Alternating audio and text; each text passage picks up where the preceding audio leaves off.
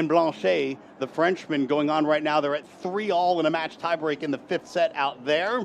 We'll keep you up to date on what's happening in that match. But first things first, Macca, let's talk about the match at hand, and that is Carlos Alcaraz and Mattia Bellucci. Alcaraz, we saw in the first round, a very tricky first-round matchup where he took on American Riley Opelka, but very calm and composed. Carlos Alcaraz won that match in straight sets. How did you think Carlitos looked on opening night for him? Oh, yes, Carlos opened in convincing fashion. I mean, Riley, of course, is a very difficult matchup. He was sharp on return. I think strategically he was switched on and looked in great spirits and full health. So high hopes, I'm sure he has for getting another U.S. Open here. 22 years of age, Carlos Alcaraz. He's sporting the new buzz cut this year at the Open. He said his brother started the haircut. It didn't actually go the way he wanted, so they just shaved it off. I think he's going to have a full head of hair by the end of the tournament. Should he get there, that's the expectation, of course. 55 wins on the year for Carlos Alcaraz. That's the most on the ATP Tour. I think we lose sight of the fact sometimes of just how many matches this guy wins week in and week out. And tennis players are so superstitious. I mean, if he wins this U.S. Open, we may never see Carlos's hair ever again. The question is, what's going to be longer by the end of the event, the beard or the hair? On the other side of the net, Mattia Bellucci, a couple years older, 24 years of age, from Italy, just outside of Milan in northern Italy. He's ranked 65 in the world, playing some of the best tennis of his life, very close to his career high, which was just about a month ago. He was up to 63. So Bellucci, who hasn't really played Carlos at the tour level, but they played in juniors, has a chance on the big stage for a second time. Got to the 3rd round of Wimbledon this summer, played Cam Norrie on court 1, one of the big courts over at SW19, said he didn't really handle it well emotionally. Tonight he hopes to be better in Arthur Ashe Stadium against Carlos Alcaraz, a place that Carlitos feels totally at home. Yeah, it's a mighty big challenge for young Mattia, but different matchup completely for Carlos to Riley Opelka. Bellucci's got a whippy lefty forehand and a piercing left-handed flat backhand, so obviously a completely different type of match. There'll be more baseline rallies, but Carlos is so versatile, so flexible, complete player. So it should be a very entertaining match, game style-wise. So the story goes with Bellucci that at 18 years of age, in January of 2020, before the world completely got turned upside down a couple of months later, he was playing a junior event, a junior event in Mallorca, an ITF World Tennis Tour event. And he was 18 years old playing at the Nadal Academy, and he was paired up against a 16-year-old that he had never heard of before, but other players had, and they said to him, look out for this kid you're playing. We think he's going to be pretty good. And he got off after the match, and he said, I thought I played great. I had fun. And they said, so how'd you do? And he said, I lost 1 and 2. And that was Carlos Alcaraz at 16. Well, at least he had a very acute assessment of the match. He didn't come off thinking that he played so terribly. So, yeah, I remember seeing Carlos for the first time when I was coaching John Isner. Mm-hmm. And Carlos played Acapulco, perhaps was a wild card down there. And I can't remember how it came to pass. Probably Carlos was playing Riley in the first round because they asked us to hit. It was so funny. You always knew who Riley Opelka was drawn to play because I'd get texts from the coaches of their opponent. It was Francis Tiafoe was funny. We hit with him a lot, and John and Francis got along famously. And Francis would always say to John, you know what? You're an underrated good hit, John. You know, your groundies aren't that bad. You're underrated. And John loved that because he was always so offended that he only got asked to practice with people who were playing against big servers. I can imagine that, and John was real solid from the baseline. He was, yeah. He was totally underrated. I agree with Francis. Right. Francis, nice win for Francis Tiafoe earlier today over Martin Dahm Jr., son of Martin Dahm, of course, big 21-year-old lefty American. And Francis coming through in 4 tight sets. A fun one on grandstand for all the fans who got in to watch. It was standing room only out there. Russ, it's been quite a day at the US Open, let me tell you. There's no tournament like the US Open, and there's drama that you just don't see at the other slams sometimes. We had a very contentious Ostapenko just Townsend a moment ago with Taylor Townsend and Ostapenko that perhaps you'd like to tell the folks what happened. All I know is that Taylor Townsend won that match in straight sets, 6-1 in the second set, and the handshake was not just cold, but there was a stare down and then words exchanged. And then Taylor spoke after the match, and we'll let whatever she said hold. I didn't hear the interview, but she apparently said what happened at the net. Ostapenko had words for her, not such kind words, it sounds like, and Taylor is not one to back down. She picked on the wrong girl, but Taylor Townsend's the one who's into the third round. I was thinking, watching it, that she showed wonderful restraint, because it was almost looking like someone was going to make a shove, or there was going to be physical contact there. So, and she, as the victor, certainly doesn't want to get into an altercation and incur a penalty. So I thought Taylor really showed a lot of restraint while sticking up for herself. Yeah, and you know what? Really good run right now for the American women. We're talking about the men last night, and look, Taylor Fritz, nice win today, 4 tight sets. Frances Tiafoe keeps winning, he won, and the American women are still going strong as well as Taylor Townsend gets through, and she's likely going to play the winner of Mira Andreeva's match. Andreeva on right now on grandstand, looking really, really good at the moment. So there's a really good chance of an Andreeva-Townsend third set match. Jessica Pegula, a winner earlier today. She's going to take on Vika Azarenka with a nice straight set win over Pavlyuchenkova. It's like turning back the clock for Vika, playing Jessie in the next round. So many fascinating stories in this, what we now refer to as the middle week. Yeah. We have Fan Week now that becomes just so huge, and what we used to call the first week of the Grand Slam is now our middle week. But there's just, right now we have an incredible match.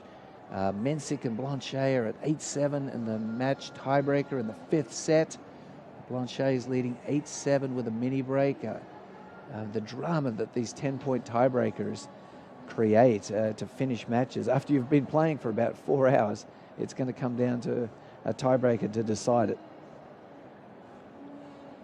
Well, that's where they are right now at 8-7. Hugo Blanchet, the Frenchman, is serving at 8-7 to Jacob Mensik right now. It's first to 10, so Blanchet has this match on his racket as we await the introductions of Mattia Bellucci of Italy and Carlos Alcaraz. That's our featured match tonight on Arthur Ashe Stadium. We also have a full schedule coming up on Louis Armstrong Stadium. First matchup on Louis Armstrong is Iva Jovic of the United States and Jasmine Paolini. And after that, Ben Shelton, the number 6 seed, taking on Pablo Carreño Busta. And we also have our second match of the night on Arthur Ashe Stadium is Aryna Sabalenka, the number 1 seed and defending champion, against Kudermetova. But it's Polina Kudermetova. It's just an absolute smorgasbord of tennis here today. The fans are getting so much value for money. And by the way, Jacob Mensik, the 16 seed who won Miami, the Masters 1000 Series event earlier this year, has been knocked out in the second round by Hugo Blanchet of France, 7-6 in the match tiebreak in the 5th set. So that's one of the big upsets of the day now. And a slightly different handshake at the net, the two men embracing after a very hard-fought affair. So nothing but good vibes there between two worthy opponents. So great to see the stands packed all around the grounds today. Grandstand, there was nowhere to move when Francis was there. When Taylor Fritz was playing in Armstrong, it was packed to the rafters to watch Fritz and Harris go at it, and that was an incredibly tight 4-set affair there. And we suspect Arthur Ashe Stadium is going to be rocking tonight with Carlos Alcaraz as the main event against Mattia Bellucci of Italy. Bellucci is ranked 65th in the world, Macca, and he's the 8th ranked Italian. Isn't that incredible? Is amazing, wow, yeah. Italy, what a renaissance they've had in tennis, and wow, and Jannik is sort of just setting the standard up there at the top of the men's game, and all his fellow countrymen are just being inspired, I think, by him, and just playing amazing tennis. 8 in the top 65. I wonder, do we know how many Americans are in the top 100? We can check that out. If you give me a little second, I can look at it. But the there Americans. Was a time where Spain really had perhaps the most top 100 players in the world, but America's always, the USA is always one of the countries that has the depth. U.S., France had a ton of players in the draw this year. Italy, U.S. had the most, of course, but I think France and then Italy right after them. And with the American Men, excuse me. And by the way, the other big news of the day is Jack Draper pulled out with an arm injury, and that opens up that section of the draw. Draper won his first round match against Federico Gomez, who we had on the set after he qualified, and he won a very hard-fought match to Jack Draper, but he pulled out today. He said his arm is not getting any better, and it just felt like it was best that he pull out. So he has pulled out of the event. Jack Draper, the number 5 seed. Taylor Fritz is the highest-ranked American at number 4, and then Ben Shelton at 6. And then the next highest-ranked American would be Tommy Paul at 14 and Francis Tiafoe at 17. So there are Americans all over the top 20 at this point. And then right outside the top 30, Brandon Nakashima, who lost today in 5. Alex Mickelson was 30 coming into this event, but Mickelson lost as well in the first round here. He did, yeah, that's right.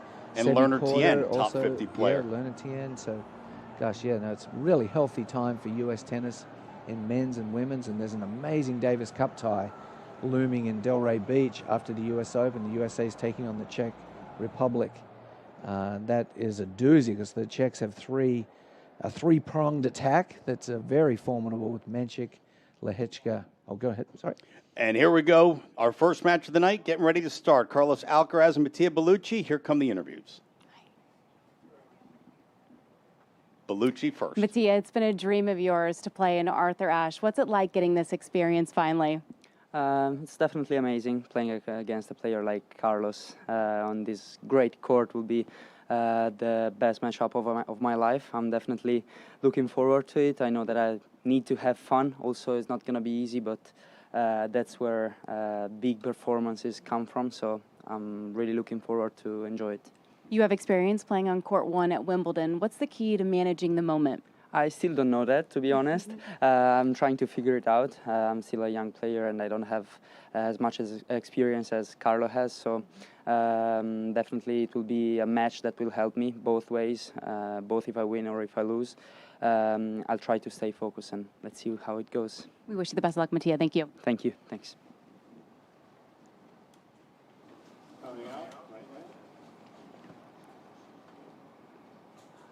Here comes Carlos Alcaraz.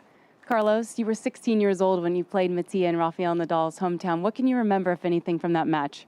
Well, it was a long time ago, for sure. We were younger. We thought experienced at all. So right now, seeing him reaching the tour, beating big guys, and then be able to play him again. So it's gonna be great. What part of your match do you feel like will be most important tonight, given this matchup? Well, I think the game from the baseline. I think it's gonna be a good rhythm from the baseline. So I will try to do my things, the goals that I set up, before the match, and hopefully bring a great tennis and a big match. Best of luck, Carlos. Thank you. Thank you. From Spain, the 2022 U.S. Open champion, Carlos Alcaraz. 2025 U.S. Open main draw. We'll be right back after these short messages for first ball from Arthur Ashe Stadium.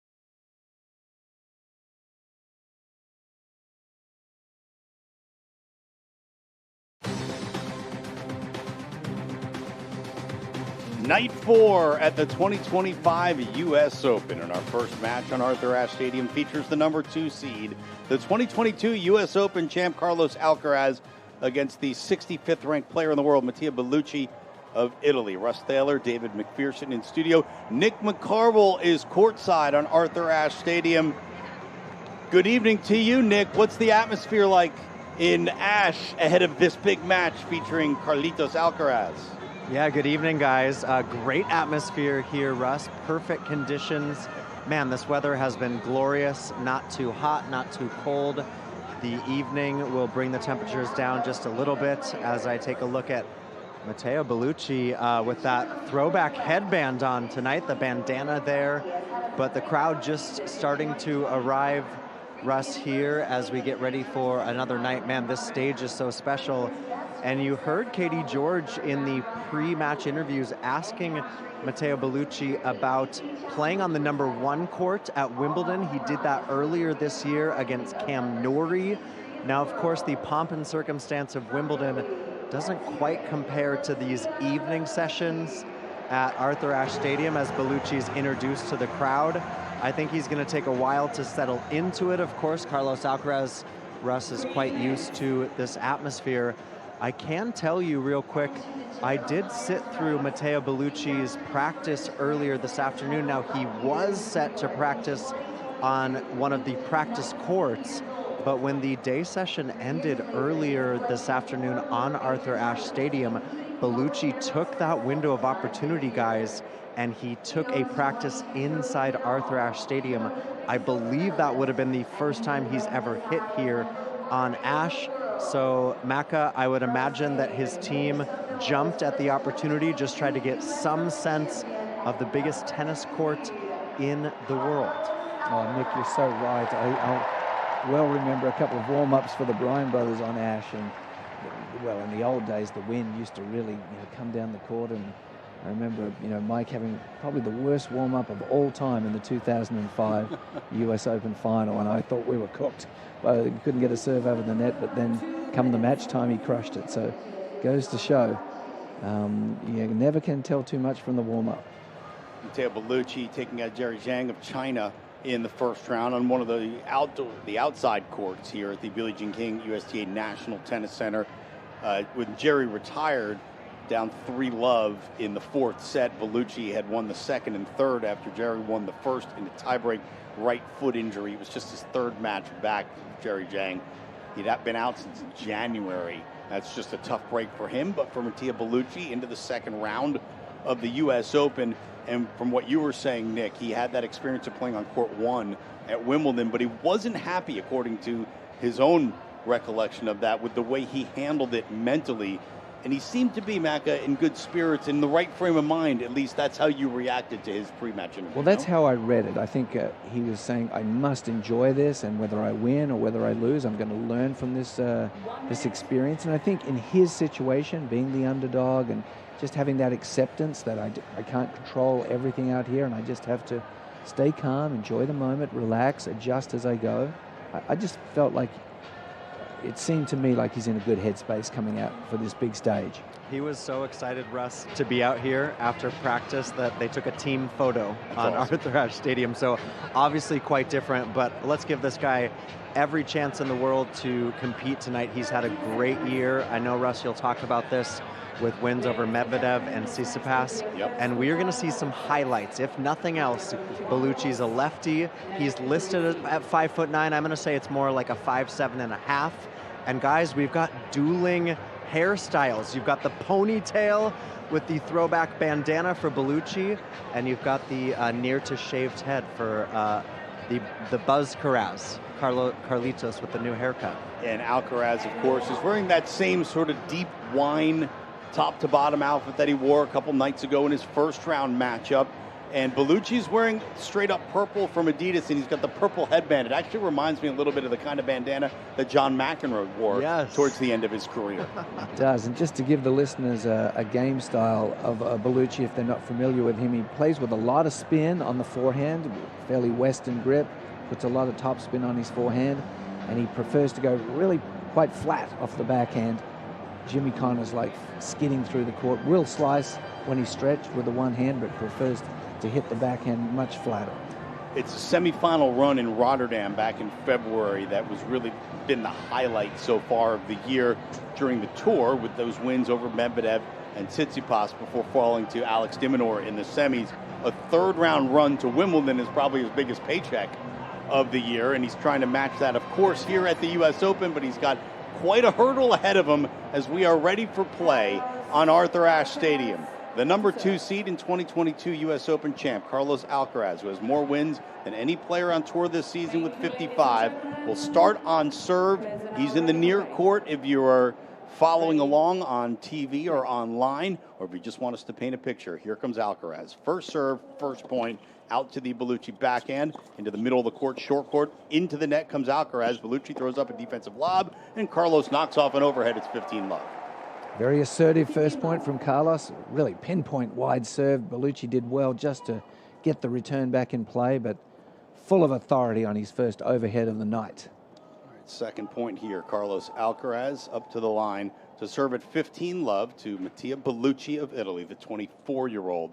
Set to receive from about 3 feet behind the baseline. Now he'll take about 4 steps back to return the second serve. First serve was into the net. Here comes a second serve from Alcaraz. Bellucci way back behind the baseline to return, and he gets a backhand down. The tee is that second serve. Now Alcaraz's forehand to the backhand of Bellucci. They're rallying right down the middle of the court, and Bellucci just hits a flat backhand into the middle of the net, and it's 30-love. Yeah, Russ, I really just don't know if I like the thinking. I've seen a lot of players retreating on second serve return, and as a left-hander with a very flat backhand we saw there, he was so far back he couldn't get the ball past the service line, giving Carlos a really easy first shot. 30-love to Alcaraz. First serve into the forehand of Bellucci, and Bellucci tries to chip a return, but he chips it right into the net, and it's 40-love. And I think we'll see a little bit of that. He has quite an extreme grip on his forehand, so sometimes players that have a semi-Western or a full Western grip use the chip return on the forehand because they can't get the grip set in time off a first serve pace. First serve from Alcaraz, deep. Second serve coming for the number 2 seed at 40-love. Trying to get through his first service game without a blemish here on Arthur Ashe Stadium. Kick serve to the forehand of Bellucci. Bellucci's a left-hander, remember. And that ad court, that forehand's out wide. Now a backhand from Bellucci into the forehand of Alcaraz. Backhand Bellucci to the forehand of Alcaraz. Carlos tries to go down the line, but overcooks it just a little bit, and it's 40-15. Yeah, nice looking two-hander, as I said. Reminds me a little bit of Jimmy Connors in the old days. Very flat, perhaps even a fraction of underspin on it, on the ball at times. Skids through the US Open courts quite nicely. It's an effective shot for lower bouncing, faster surfaces. So Alcaraz now with another game point at 40-15. Winds up to serve out wide to the backhand of Bellucci. Nice return to the forehand of Carlitos, and Alcaraz just whips a short angle but very hard forehand winner for the opening game. I don't think anyone whips the forehand with as much angle and pace as Carlos Alcaraz does. It's a right-handed version of Rafa Nadal's forehand in a lot of ways, isn't it? It's ferocious, full of spin, but also a lot of velocity. Yeah, that was fearsome. That forehand from Alcaraz. He was kind of falling away a little bit as he hit it. You're right, very Rafa-like in its delivery. Very few players could have hit a forehand just so impossible to retrieve as that one was. He really generates a lot of racket head speed, but he has the right combination of spin and power. I think just as Rafa did, he can really hurt you even though he's hitting with a lot of margin.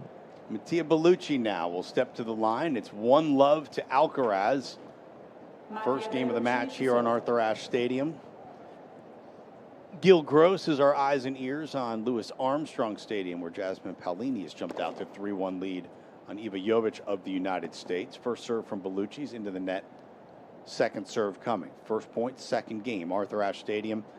First match of the night session here on day 4 of the 2025 U.S. Open. Alcaraz returning to the backhand wing of Bellucci, and the second forehand from Carlos is long, and it's 15-love. Yeah, it was a nice return. Carlos conversely closed in on second serve return and really took that forehand well inside the baseline, struck it well, but directed it to the Bellucci backhand, where he's very good at absorbing pace. 15-love. First serve into the forehand of Alcaraz. Now a flat backhand into the forehand wing of Carlos, and now another flat backhand that sails long. There's a little bit of Cam Norrie in that backhand as well, with the arms pretty straight on impact.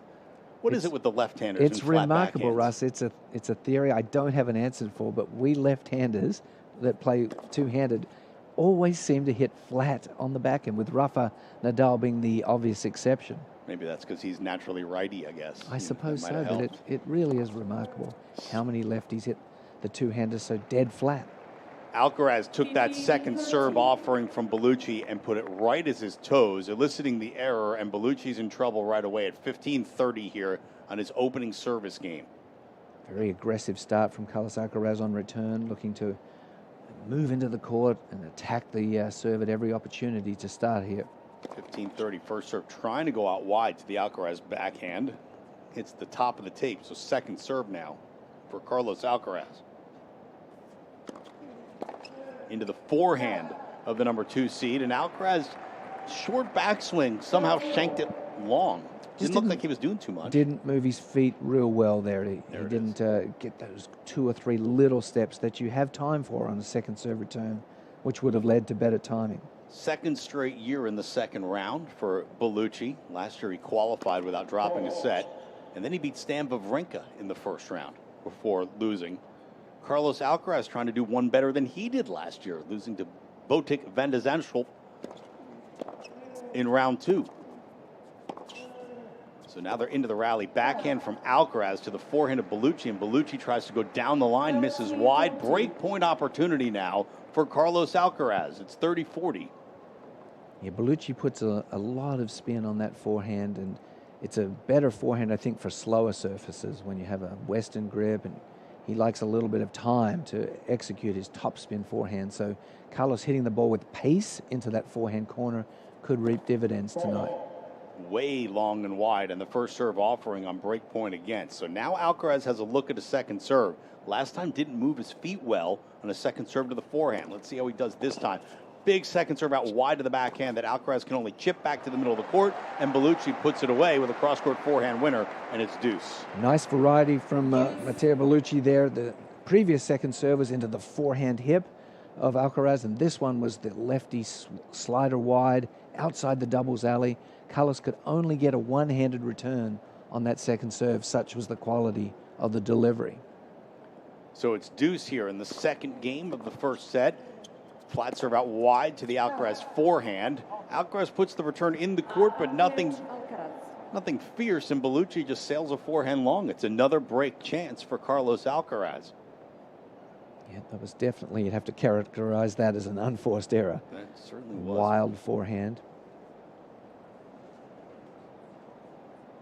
Fabio Ciappini is Bellucci's coach. Juan Carlos Ferrero, of course, the longtime coach of Carlos Alcaraz. First serve into the forehand, and another forehand error from Bellucci. Boy, self-imposed problems for the Italian, and it's 2-love Alcaraz. Yes, it's remarkable how much difference there is between his forehand and his backhand. His forehand's so spinny, and he can do some nasty things with it, but it's much wilder than his backhand, which is compact, flat, and seemingly much more solid. Hey guys, talking about the practice earlier, Bellucci was here on Ash. I also went out and watched Carlos Alcaraz, Russ, and he was warming up with Evan King, who is a lefty, of course. And one thing that Alcaraz was saying in his press after that Opelka match in the first round is that he really felt no rhythm off of the Opelka, rather, as he misses a forehand there. Didn't feel like he got a lot of rhythm. That's not a surprise to us. So using a lefty in Evan King to warm up with him today. Yeah, that makes sense. And Carlos did a really good job, by the way. It's love 15 here on the Alcaraz serve. Carlos did a good job of keeping his head in that match against Riley Opelka and really hunkering down late in the sets is when he got to the Opelka serve, especially in sets 2 and 3, as a backhand return goes off the top of the tape and it's 15-all. But nobody, at least in the tennis world, was expecting much rhythm in that match with Riley Opelka. It's just the way Riley plays. Right now, Bellucci's not giving Alcaraz a lot of rhythm because he's missing so much. Maybe the nerves are getting to him here at Arthur Ashe Stadium. Nice first serve out wide from Alcaraz that Bellucci can't handle, and it's 30-15. Very accurate. Once again, Bellucci would have preferred to hit it with two hands, but it was such a good wide serve that he had to reach out and barely got strings on it with one-hander. So Carlos Alcaraz up 2 games to love, serving at 30-15 here. First serve is into the net. Second serve coming for Bellucci, who again steps about 3 strides back towards the fence to return a backhand down the middle of the court. Now Alcaraz goes hard with the forehand inside out. One more time into the forehand of Bellucci. And an easy put away on the lob that Bellucci could only throw up, as Alcaraz now has game points for 3-love. Yeah, that standing deep on second serve return, to me, it's like you're giving up the advantage. You want to try to punish your opponent when they miss a first serve. You really should be taking the offense to the server on second serve return, but Bellucci just retreating even farther and conceding basically the first strike to Carlos every time. Well, that was a big return off a big first serve at 127 from Alcaraz that Bellucci sent back with a little bit of a receipt deep into the Alcaraz backhand corner. Carlos could only throw up a little meek defensive lob, and Bellucci finished it off. So it's 40-30. A return like that would be, that's the template that we want. You want to return with penetration against players with great forehands. You do not want to return meekly, because they're just going to wind up on a forehand and dominate the point. You must go for some more velocity on your returns in those situations. First serve from Alcaraz gets through the racket of Bellucci. We'll call it game to Alcaraz. 3-love to the number 2 seed, and we're coming back when they change ends on U.S. Open Radio, presented by American Express.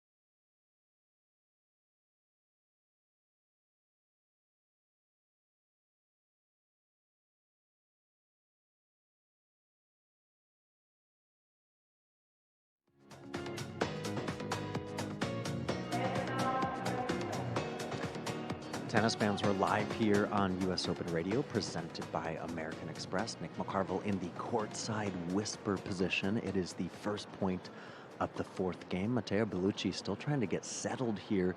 The Italian, he was ranked outside the top 600 a few years ago, and then had a breakthrough year in 2022 as he misses a forehand wide. But guys, he is part of this Italian contingent. He's the 8th ranked Italian at world number 63. Filippo Volandri, the Davis Cup captain, is snug into a box for Bellucci, guys. You think sometimes the lower ranked players don't have anyone in their box. There is no open seat for Team Bellucci. And that includes the 5-member team that were on here, Ash, earlier with him during practice. And Nick, that also speaks to just how large the general Italian contingent is, because over on Louis Armstrong Stadium, Jasmine Paolini is on the court with a full box of Italians on her side as well. They're taking over tennis, Russ. They have multiplied. they just multiply. It's not just Jannik Sinner, everyone. All right, 15 all here. Bellucci misses a first serve long. Second serve coming. Bellucci looking to get on the board here. Hasn't won a game yet. Return into the backhand of Bellucci from Alcaraz. Now Alcaraz content to go cross court into the backhand of Bellucci, and it is an error off that backhand win. of Bellucci, and it's 15-30. Yeah, Carlos really dictating play, isn't he? He's certainly, obviously, dictating on his service game, but then anytime Bellucci doesn't hit a great lefty spot on the first serve, Carlos is into the court and really piling the pressure on every second serve point. First serve at 15-30 into the forehand of Alcaraz. Deep return to the backhand of Bellucci, and then Carlos again cross court to the backhand. Carlos now down the line to the forehand of Bellucci. Carlos inside out just revs up and whacks a forehand winner like few on earth can do, and it's 15-40. Just glorious footwork. The ball just dropped a little bit short of a length, and he went and got the forehand. He didn't allow it to come to him. We saw Sasha Zverev last night. He would have let that ball come all the way to the baseline and wouldn't have been as lethal. Carlos goes and gets the ball with his feet. That was a nice first serve from Bellucci. He threw in a little kick first serve deep and wide to the forehand side that got out of the strike zone of Carlos Alcaraz. So it's an error off the return. Still break points. Second of the game for Carlos Alcaraz, looking to extend his lead to 4 games to love. 30-40, Bellucci serving now.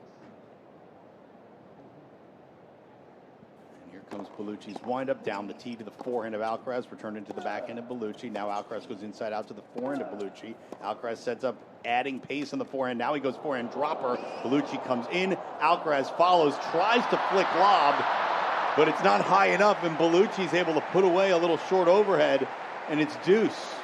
Getting a little too cute maybe there at the end. Oh, it was quite a good drop shot. He just missed. Bellucci certainly showed off his speed there. He got to it well, and Carlos just made a little bit of a net error there, covering the middle instead of the line. The obvious place there for the left-hander would be just to ease it down the line. Had Carlos read that a little bit better, he could have had an easy cross-court put away, but because he was stayed in the middle of the court, he was just a little bit out-positioned. So Bellucci saved a couple of break points, but he's still not out of it yet. It's deuce, and Bellucci's first serve is wide. So Carlos Alcaraz will have a look at the Bellucci second serve. Here it comes. Forehand returned into the forehand of Bellucci, and Bellucci nets the forehand reply, and it's a third break chance for Carlos Alcaraz. Just a great example of punishing a second serve. He didn't take a big backswing, but he took the ball early and got the ball fast on the forehand. And with that big grip change that Bellucci has, that's not a shot that he's comfortable with. Carlos Alcaraz started so well against Riley Opelka in his opening round match, and he looks to be locked in as well here at the start. Relaxed and locked in. He just seems to be in a tremendously confident state of mind. Second serve from Bellucci to the backhand of Alcaraz. Deep return into the backhand of Bellucci. Now forehand to backhand they go.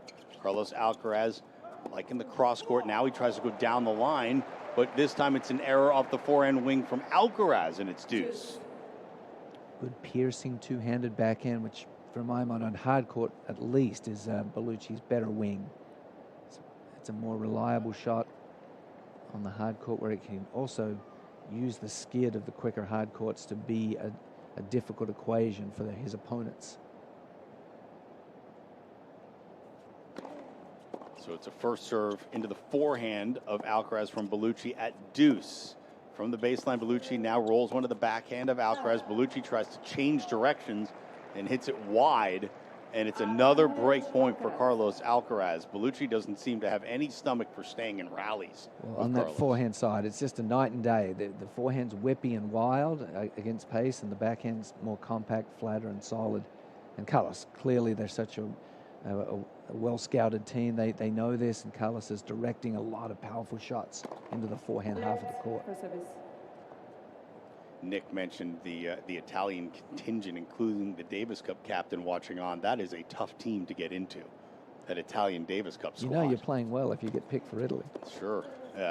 Serving to the backhand of Alcaraz. Bellucci tries to go down the line into the open court, and he misses wide. And just like that, it's 4-love in the first set to Carlos Alcaraz here in Arthur Ashe Stadium. And I would say his unforced error count on the forehand is probably in double digits already, and we've only played 4 games. Mac, I know you said that practice doesn't always matter. I do want to say I watched the full Bellucci practice, and there were just a lot of missed balls off of both wings. Obviously going for it big off the backhands, that flat ball, but it was not a practice. I don't think that he walked away feeling like, oh, I'm gonna walk out onto Ash feeling super confident tonight. And I feel like we've seen Russ some of that so far. No doubt about it. He looks like he is pressing for sure. The errors coming fast and furious for him as Alcaraz second serve into the forehand of Bellucci. Bellucci can't handle it, and it's 15-love. Yes, he's certainly not pulling off a Mike Bryan in 2005, where Mike just couldn't seem to hit a shot in the court in the warm-up, and then just played a flawless final along with Bobby B and won their first U.S. Open. You know, we'll see if he loosens up a little bit. Alejandro Tabilo last night, even though he lost to Sasha Zverev, looked so out of sorts in the first set, and by the second set, he was starting to pick up his game and feel more comfortable. We'll see if Bellucci can do that, but right now, Alcaraz punishing a forehand into the backhand corner of Bellucci, eliciting another error, and it's 30-love. Wow, Nick, that forehand seemed to explode off that was Carlos's racket. I wish they had timed that. Gargantuan. I will tell you, I'm looking across to Carlos's side of the court where the Bellucci team is sitting, and there's a lot of concerned looks in the Bellucci box. First serve into the net from Carlos Alcaraz. Second serve coming. It's 30-love to Alcaraz here. First set, first match of the night session on Arthur Ashe Stadium. Second serve into the backhand of Bellucci, and another punishing forehand again into the backhand wing. Now it's down the line as Alcaraz moves forward. A beautiful first volley into the backhand corner and knocks off the easy open court backhand forehand volley winner. It's 40-love. That was one-handed with the righty from Bellucci. Took the left hand off the racket there. Oh, my goodness. Oh, you're right. We just saw the replay. It all happened so fast. And that's Maria because Sharapova trick. Yeah, She used to be exactly. Yeah, very well good at that. done. Yeah. What a great first volley, though.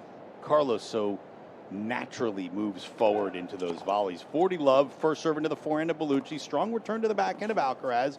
And now Carlos has his feet under him. Bellucci cuts a forehand deep. That was a squash forehand from the baseline that didn't get off the ground very much. It's so much underspin. And if he keeps missing his topspin forehand at the rate he has been, he might have to go to the Jimmy Connors forehand and just try and hit a low cutter like he did there. So it's 40-15. Carlos Alcaraz in firm control here in the first set. Another game point for a 5-love lead. First serve from Alcaraz out wide and an ace from Carlitos. His second of the match, and it's 5-love. Carlos Alcaraz here on Arthur Ashe Stadium. First match of the night on Armstrong. The 7-seed Jasmine Paolini taking on the young 17-year-old American Iva Jovic. We have Gil Gross sitting in the whisper seats in Armstrong. What's the latest, Gil? Well, yeah, first of all, so exciting to see Jovic out here for actually her second U.S. Open, despite the fact that she's only 17.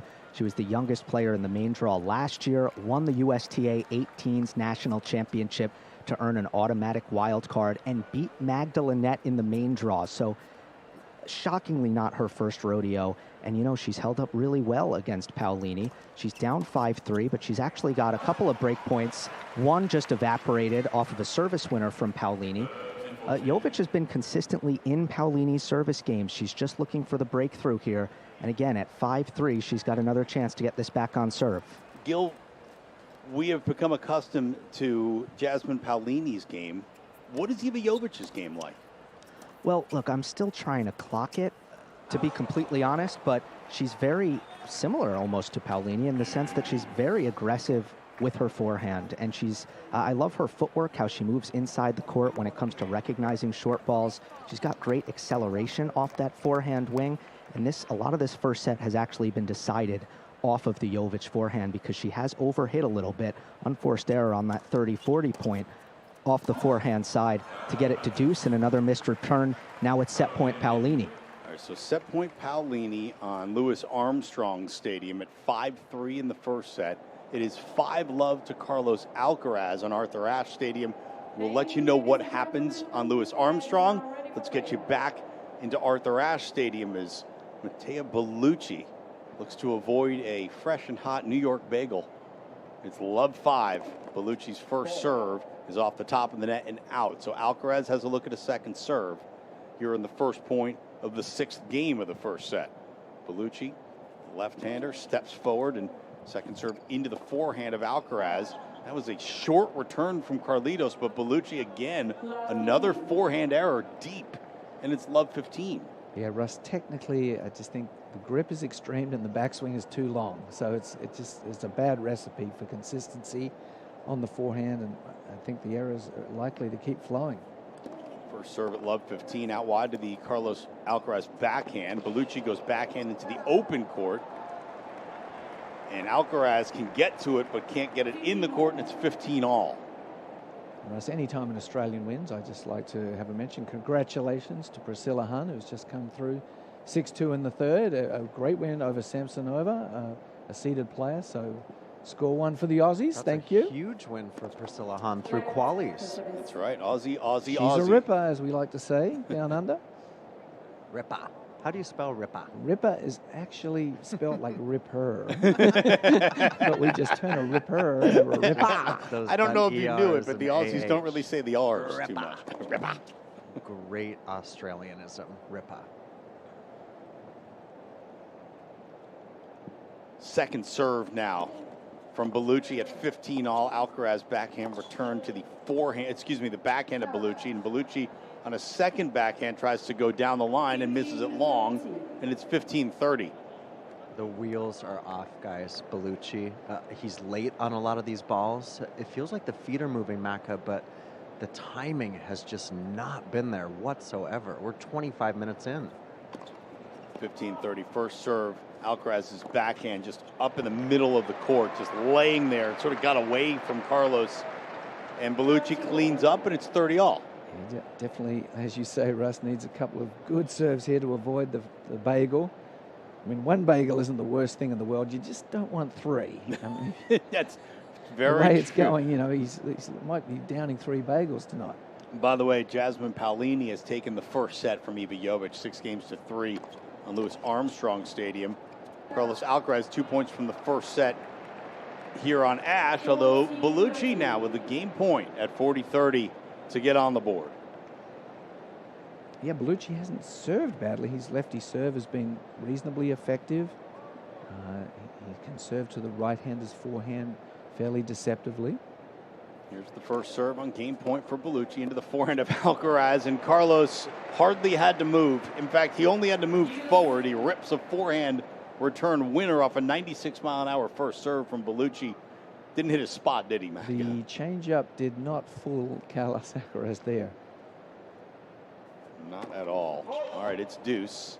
First serve is wide down the tee. Second serve coming. Carlos Alcaraz leads 5-love in the first set. Tia Bellucci, second serve at deuce. Into the backhand of Alcaraz, and Carlos kind of awkwardly punches it into the middle of the net. Yeah, the second serve had extra depth on it. It was pretty much right on the line, and perhaps for a split second, Carlos thought, oh, that's a double fault. And then at the last minute, I think he was just, I guess I'm going to have to hit this thing. Another game point for Bellucci. First serve into the backhand of Alcaraz, return cross-court. Bellucci responds with a forehand cross-court. Now Carlos slices one down the middle. Bellucci, big flat backhand into the Alcaraz forehand. And he can't handle it, King Carlos. And Mattia Bellucci gets the Bronx cheer. Yeah, huge ovation here from this crowd. They recognize how much that meant to Bellucci just to get settled, and big fist pumps from his box, too.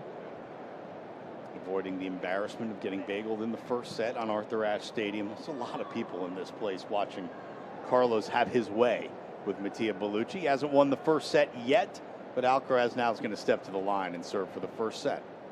Hasn't dropped a set in this event. Won in straights against Riley Opelka in the first round.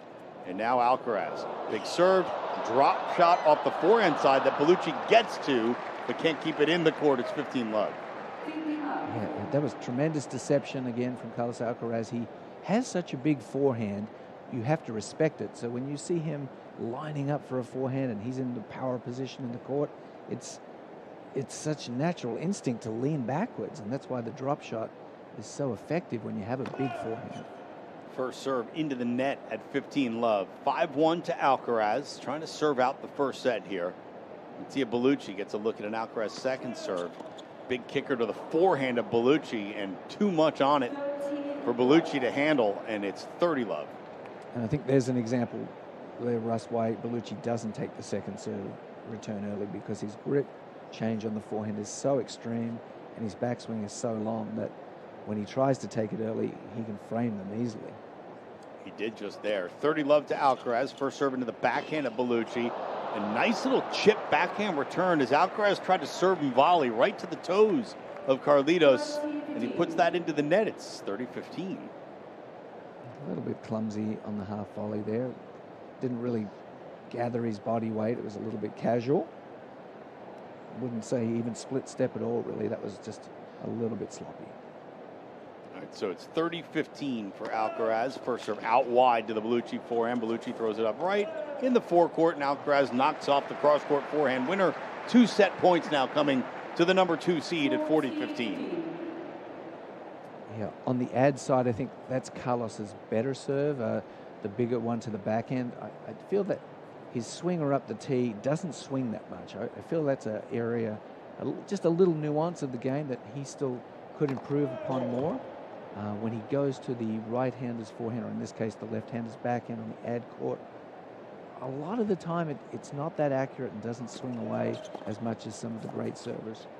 Forehand return from Bellucci. We're into the rally until Bellucci blows another forehand error long. And in 30 minutes' time, Carlos Alcaraz has taken the first set from Mattia Bellucci on Arthur Ashe Stadium. And we'll take a break on U.S. Open Radio, presented by American Express.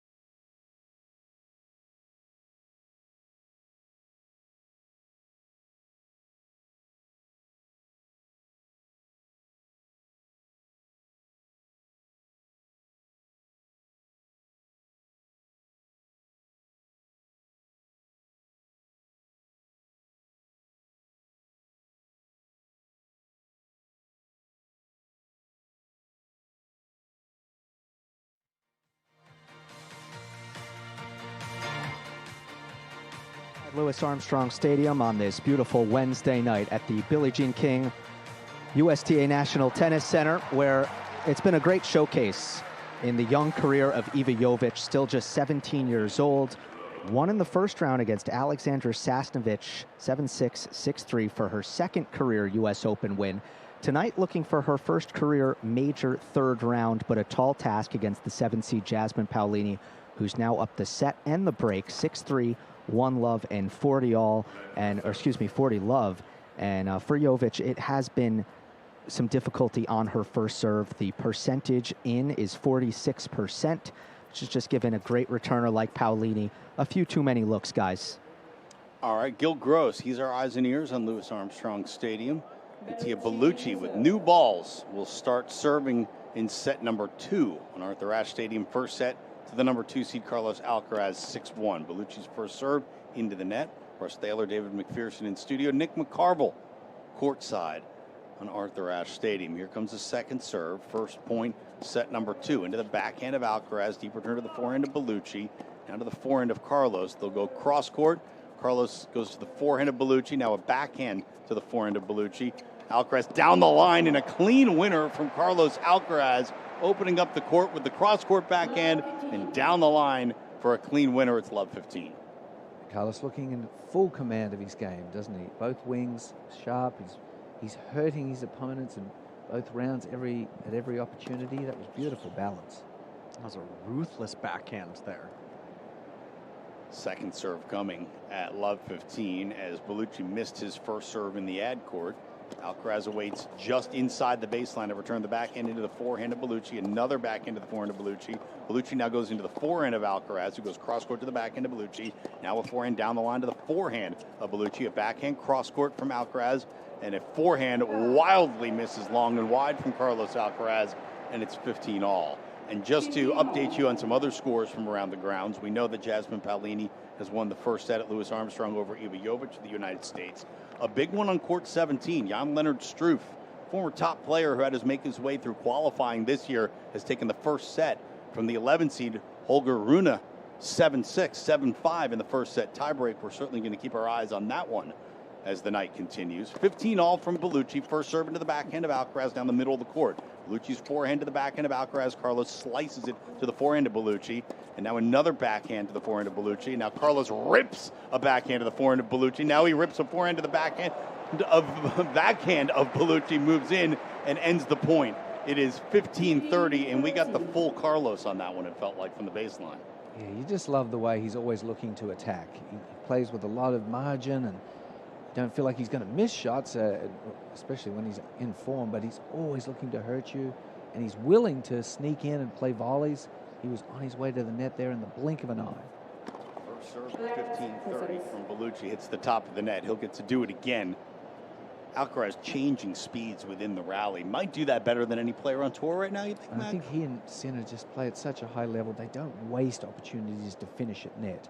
Or you'd say maybe Zverev, Fritz a little bit, just they aren't quite as willing to seize the opportunities to finish at net. And there's just a little bit that separates those two at the top of the game from everyone else. We were talking to Brad Stein during Fan Week, the coach of Tommy Paul, and he was saying one of the reasons why he's been working so hard with Tommy over the last several years to use more of the court and move forward is because it's kind of fruitless to try to stand back on the baseline and trade with Alcaraz and Sinner. You have to change the geometry of the court if you want to give yourself a good chance to win.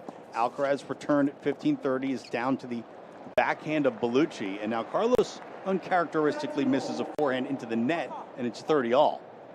The difference in depth on Bellucci's backhand and forehand is just so extreme. That was because he hits his backhand flat. It gets a lot easier to get a deep one, and that time he really had Carlos on the back foot, lost his balance a bit and missed it low.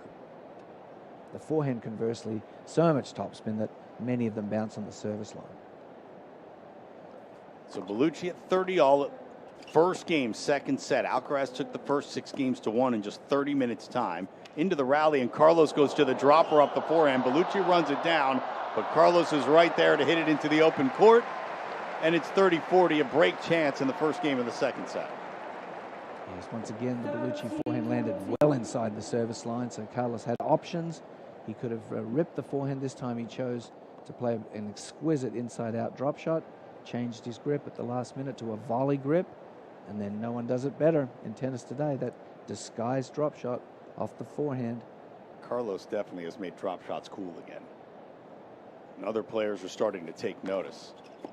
30-40, first serve into the forehand of Alcaraz. Now from the baseline, Alcaraz backhand to backhand down the line. Now a forehand cross-court to the backhand down the line. Carlos opens up to the forehand side of Bellucci, squash shot, and Alcaraz goes inside out, sharp angle winner, and breaks for 1-love to start the second set.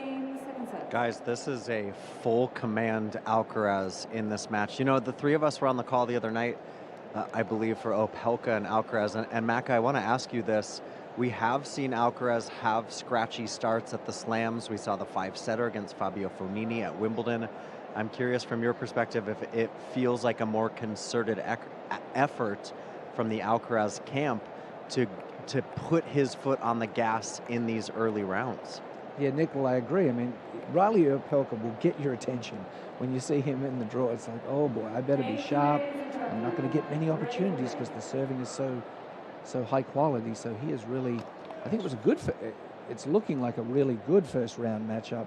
I know there wasn't a lot of rhythm, but mentally you have to really bring it to play someone of that serving quality. Forced to lock in, Carlos obliged and was locked in from the get-go, and same thing can be said here, although Carlos just threw in a double fault, his first of the match. Just to complete the commentator jinx there as we're applauding his focus.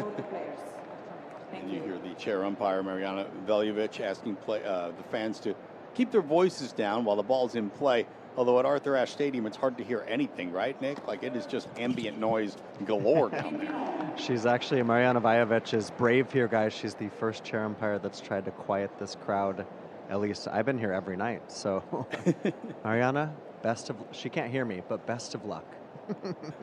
I was up in the bowl earlier today watching some of the earlier matches as a fan, and people are just having full-on conversations. I mean, it's just ambient noise all over the place in Arthur Ashe Stadium. It's one of the things that makes the U.S. Open so unique. Carlos Alcaraz moving forward and brilliantly sliding into a backhand volley that he knifed deep into the court that Bellucci couldn't handle, and it's 30-15. That was gorgeous. Yeah, beautiful balance, classy volley there. The degree of difficulty was quite high, and he nailed it. Would have thought he was Australian with that backhand volley there. Exactly. Only Aussies can pull off those types of volleys. Everyone knows that. That's right. I'm just feeding Macca some sugar here. 30-15, second serve into the forehand of Bellucci. Now a forehand into the backhand of Alcaraz, who goes back to the forehand of Bellucci, who goes down the line. Now Carlos has a forehand that he whips cross-court, and that forces the error from Mattia Bellucci. 40-15. And it's 40-15. Forehand is just so nasty, isn't it? It clears the net by and large by a safe margin, but then the velocity is high, the revolutions are high.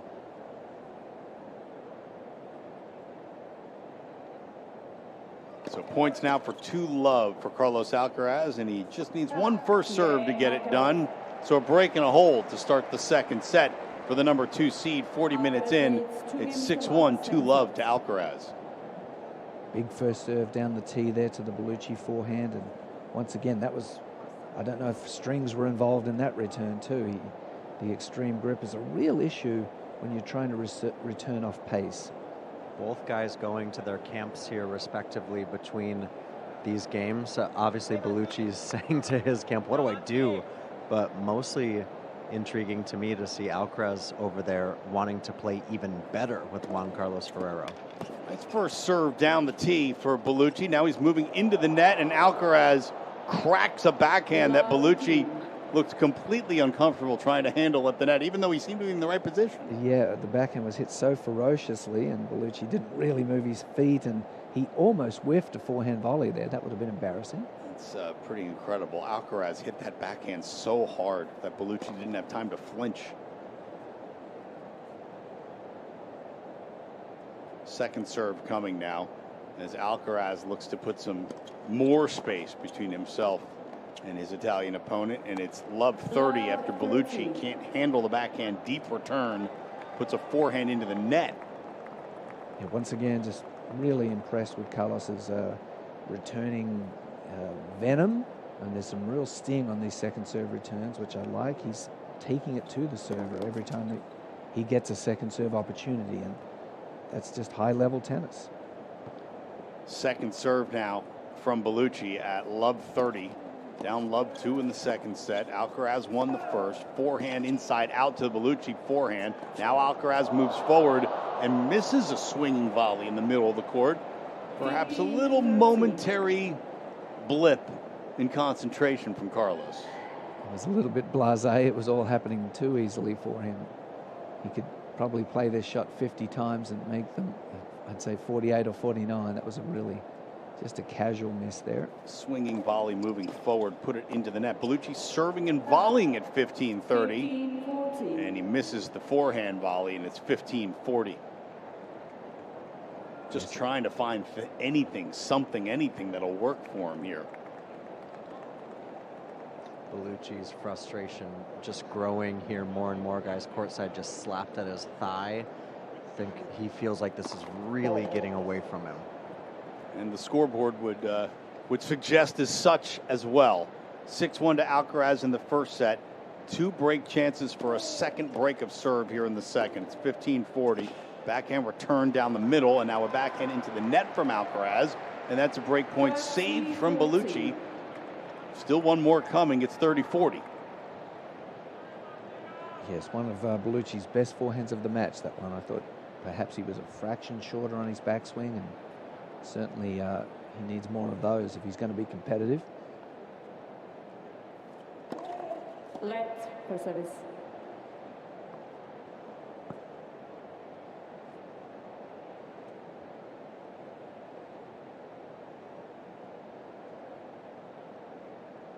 Bellucci coming into this match ranked 65th in the world. He tries to fend off another break chance. Serving to the forehand of Alcaraz. Now Carlos loops one to the backhand of Bellucci. Deep backhand into the forehand of Alcaraz, and another flat backhand that Alcaraz shanks wide, and it's deuce. Bellucci let out a nice roar there, trying to gee himself up, infuse himself with a little bit of positivity. It's not easy out there when you've only won one game in a set and a half, but he's competing and hitting his favorite backhand cross-court skidder. That's his best shot from the ground, his best weapon, winning a point. So it's deuce now, and Bellucci tries to go out wide on the first serve, misses into the net. Second serve coming at love to deuce after saving a couple of break points.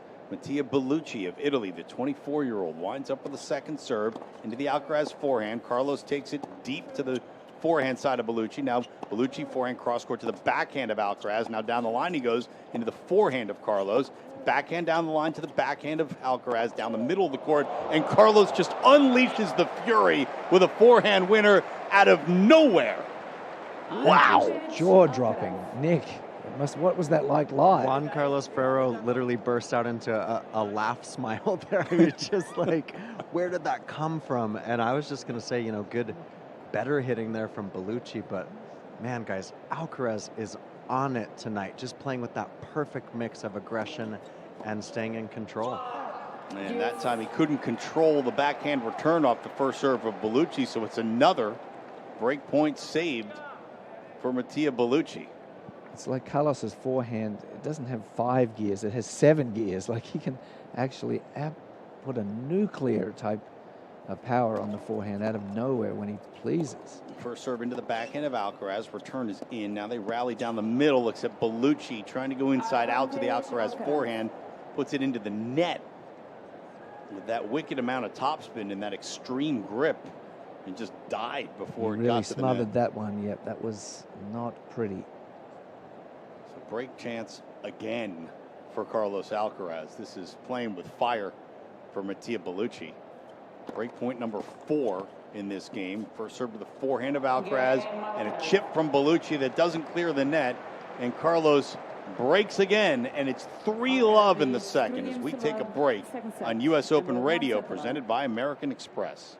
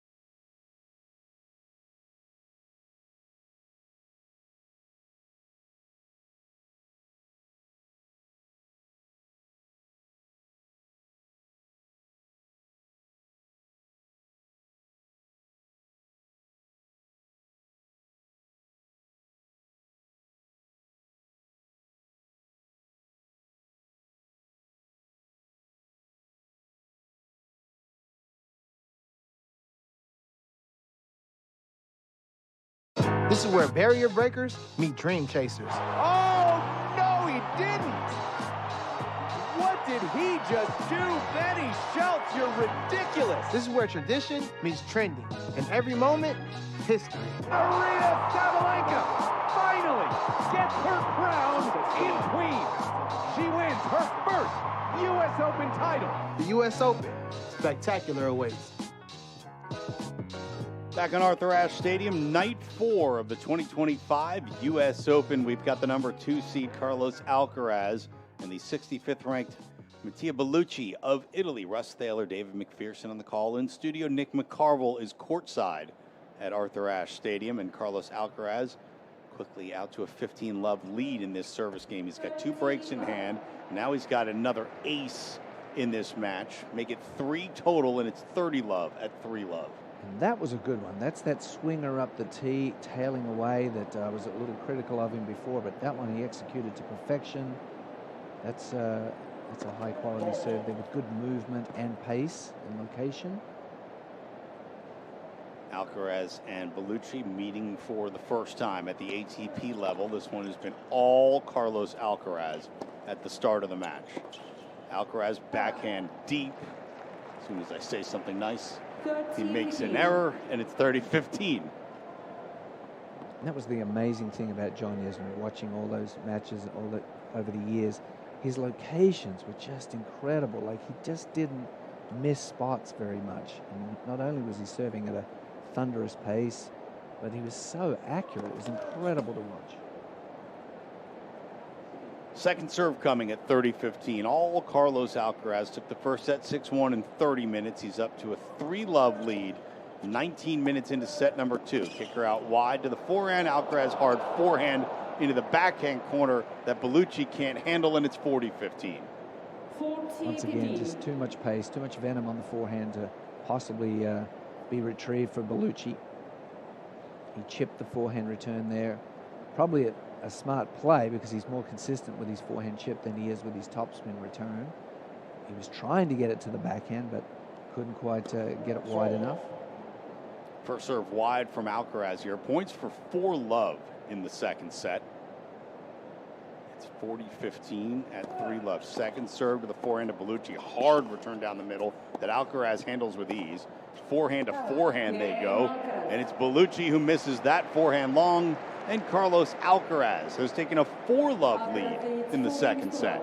Yeah, 6-1, 4-love, 10-1 overall. It's really been a one-way traffic thus far, and don't really see a way for Bellucci, just the way the matchup is, what he can do here to turn things around.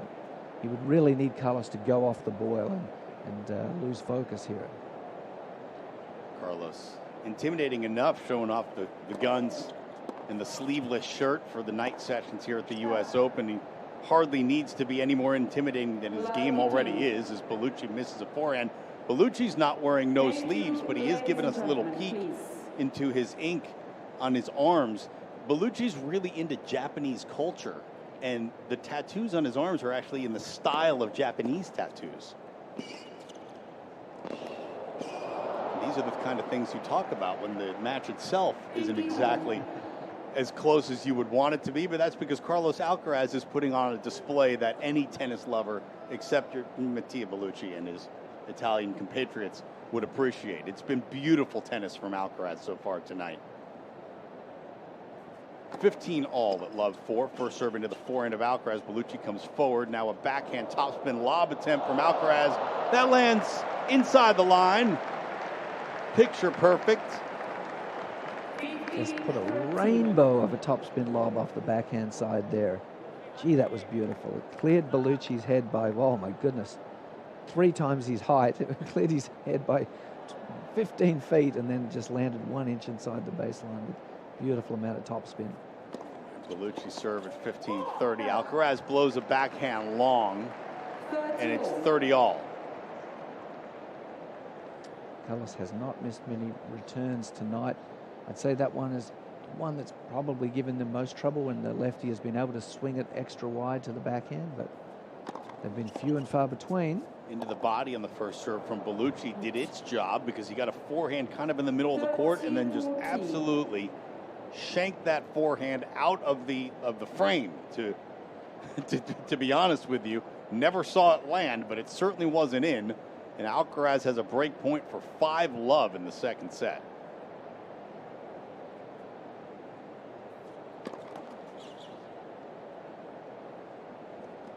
First serve miss. Carlos prowling around the baseline, looking to impose himself on second serve return. All right, second serve into the forehand of Alcaraz. Alcaraz now lines up for a forehand to the forehand of Bellucci. Bellucci goes down the line as Carlos moving to his forehand side now.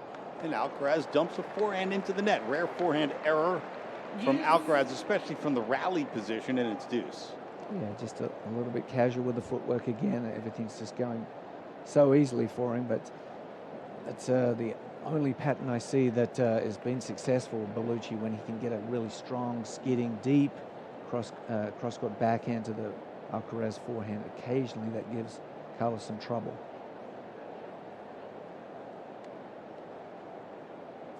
So it's deuce now at love 4. Here's Bellucci, first serve, looking for the Alcaraz forehand, found it, but it was just deep. So it's a second serve now for Bellucci. He's actually not too bad. He's won over 50% of his second serve during the match, and even during this set, he's done fairly well on second serve at 63%.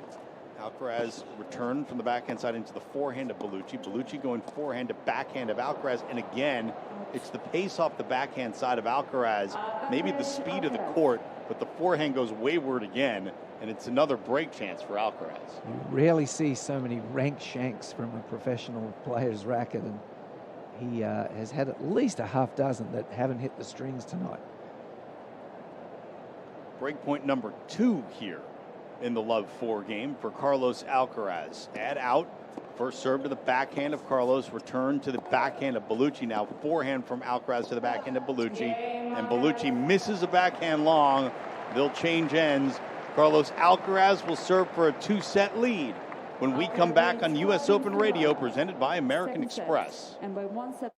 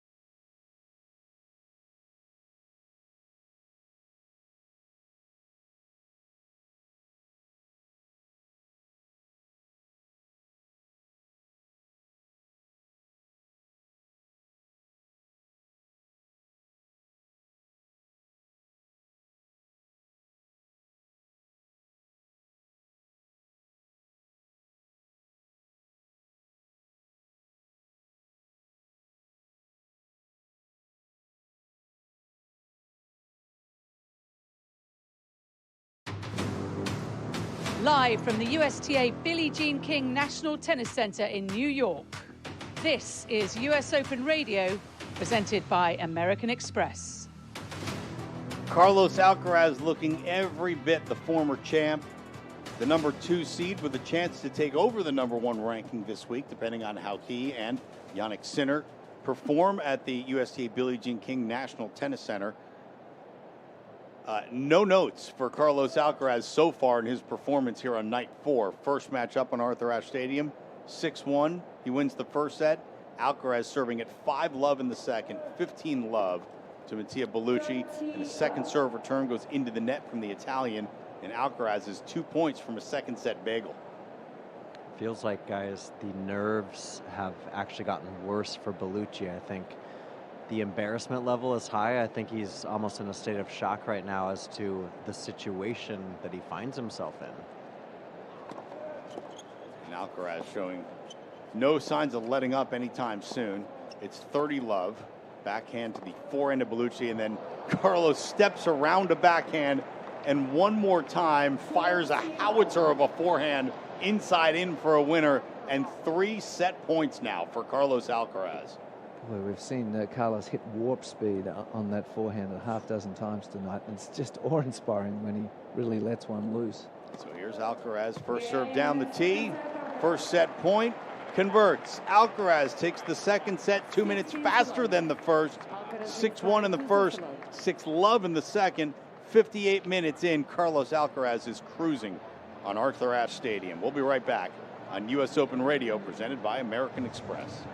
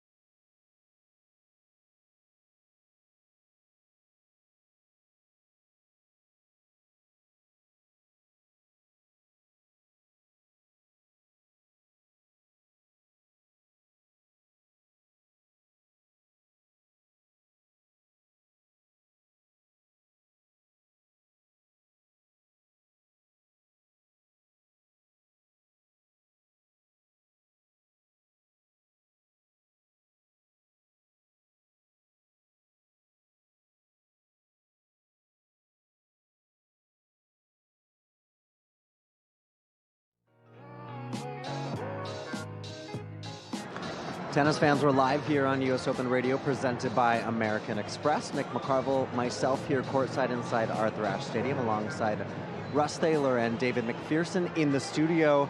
I mean, guys, it's been a blowout so far, so let's talk a little bit of fashion. Carlos Alcaraz making headlines with the mistaken haircut seen round the world. The short haircut that Carlos is sporting. Actually, I'm kind of laughing here because Matteo Bellucci just walked to the wrong side of the court. Shows you how mentally out of it he is currently. Carlos telling the press after that his brother was meant to give him a haircut and didn't know how to use the clippers, guys. By the way, got it too tight, and they had to do it all over the head, didn't they? You know what? And some players have been giving Carlos all sorts of grief about Frances Tiafoe. Frances Tiafoe, most so. Emma Raducanu, his mixed doubles partner, came to his defense today. Oh, good. She did. She said, you know what? Carlos is wearing it with confidence. You know, and it's all in the attitude. I mean, I guess he could have just put a hat on, right? He could have. He's showing it for the world to see. Okay, so as a three-person panel, what do we think? Oh, thumbs way up for my standpoint. That's a lot of hair from where I'm standing. If you're watching on the YouTube, you can see, Macca, you're almost twinning with Carlitos, Buzz Carraz. Yeah, that's a compliment of compliments. It is twinning with Carlos. It's a heavy no for me. It's a no thing. I mean, listen, why not then pull out the bandana or why not wear the bucket hat out on court? Even he's rocked the bucket hat before. Or why not go to an actual like skilled barber and get that thing, get a fade going on there. Oh, you wanted some sort of pattern? Or just a fade. Statue of Liberty, it'd be maybe? Awesome if he put his initials in there. A Statue of Liberty would be amazing. The big question is, and again, we're digressing here a little bit, but I think you can excuse it by the scoreline, is Carlos had his barber at the French Open. Victor Martinez was there with him in Paris. Why isn't the barber traveling with him full time at this point?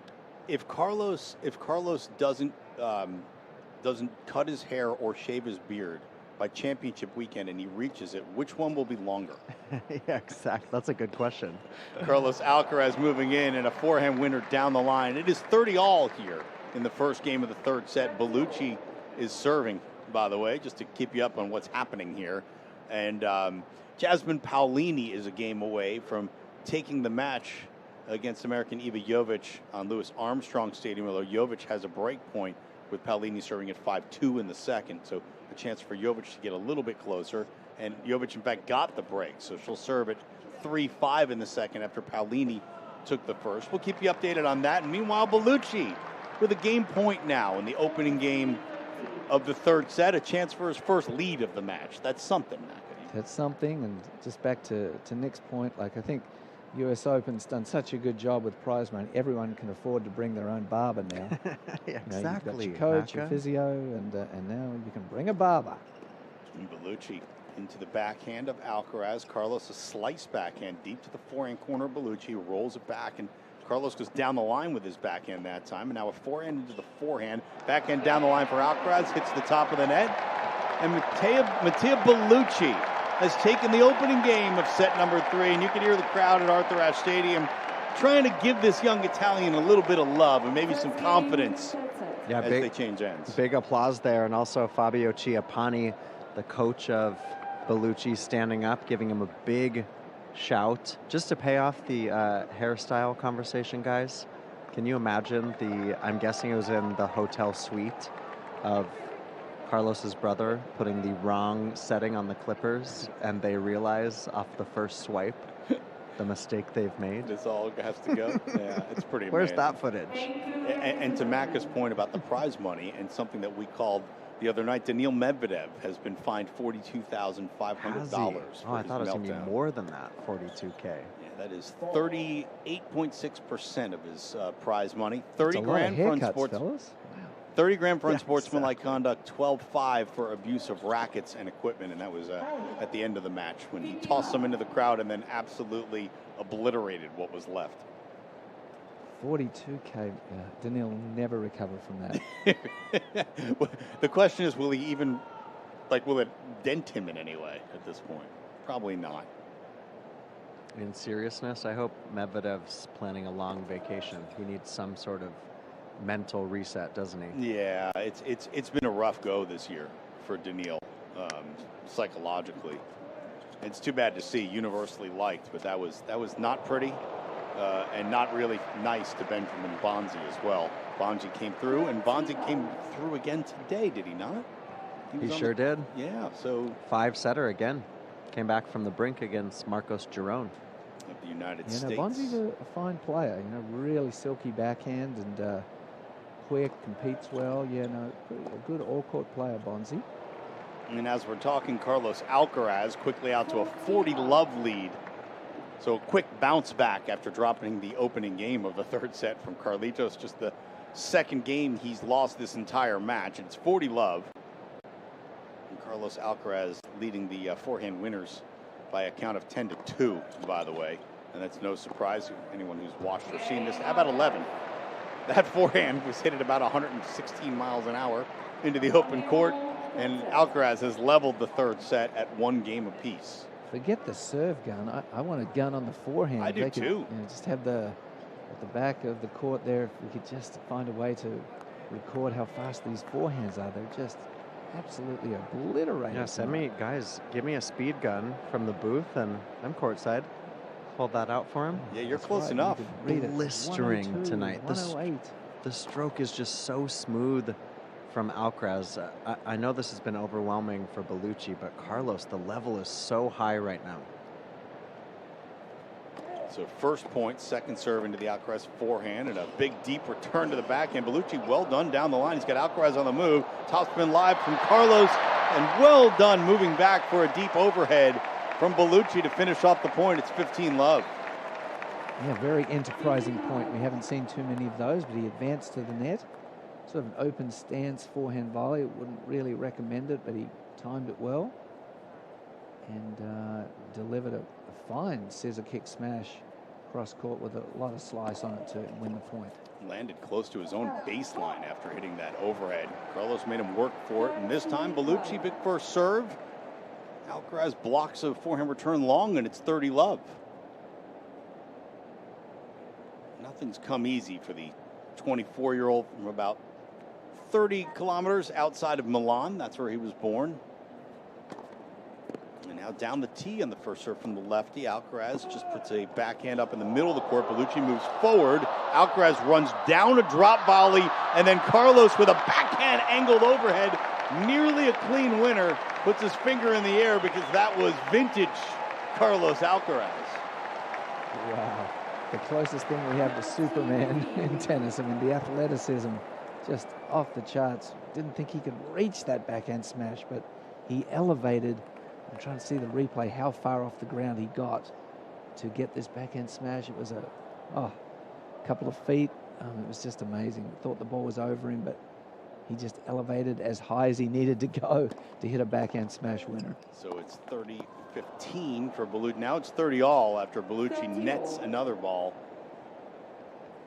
The mechanics of that that backhand overhead smash from Carlos, crazy, right? Full stretch with that right arm and then flicks it with the back of his wrist. 3 or 4 points every match, it seems. Carlos does something that makes you go, wow. Serve down the tee, backhand return down the middle. Carlos tried to just pop off a backhand winner. Wrenched it wide, so it's 40-30 for Bellucci. And those wow moments come in all sorts of forms too, right? Sometimes it's a forehand out of nowhere, and sometimes it's the retrieval, the defense. Just got a little sloppy with the feet. The ball was really short, and he didn't transfer his footwork and his weight into the back and just swung hard. Well done from Bellucci. First ace of the match. A hold for 2-1 on serve in the third. Alcaraz up 2-0 on Arthur Ashe Stadium, and we'll be right back on US Open Radio, presented by American Express.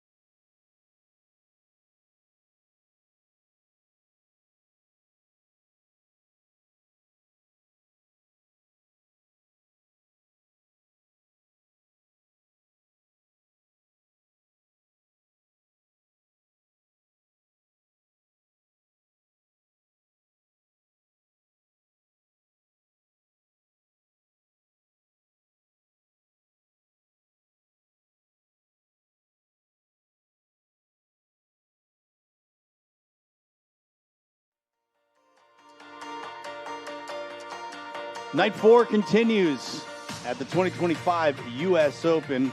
Russ Taylor, David McPherson, Nick McCarville on the call for the action on Arthur Ashe Stadium. Over on Louis Armstrong Stadium, Jasmine Paolini has had multiple opportunities to take care of the American Iva Jovic, and so far Jovic, the 17-year-old, is sort of fending off all those match points. Paolini took the first 6-3. It's 5-4 Paolini. She served for the match at 5-2, was broken. She's had multiple match points on the Jovic serve, and now it's 3-5 with Jovic serving. It's deuce. So we'll keep you updated, and now it's a match point again for Paolini. We'll keep you updated on what actually goes down. Fifth time that Paolini's going to have a chance to finish things off. American Ben Shelton coming up next on Louis Armstrong Stadium. And back into Ashe we go with Carlos Alcaraz serving at a deficit. It's 1-2, 15-love, third set. Alcaraz took the first two sets. And Carlos throws in a double fault. Second of the match, first of the set, and it's 15-all.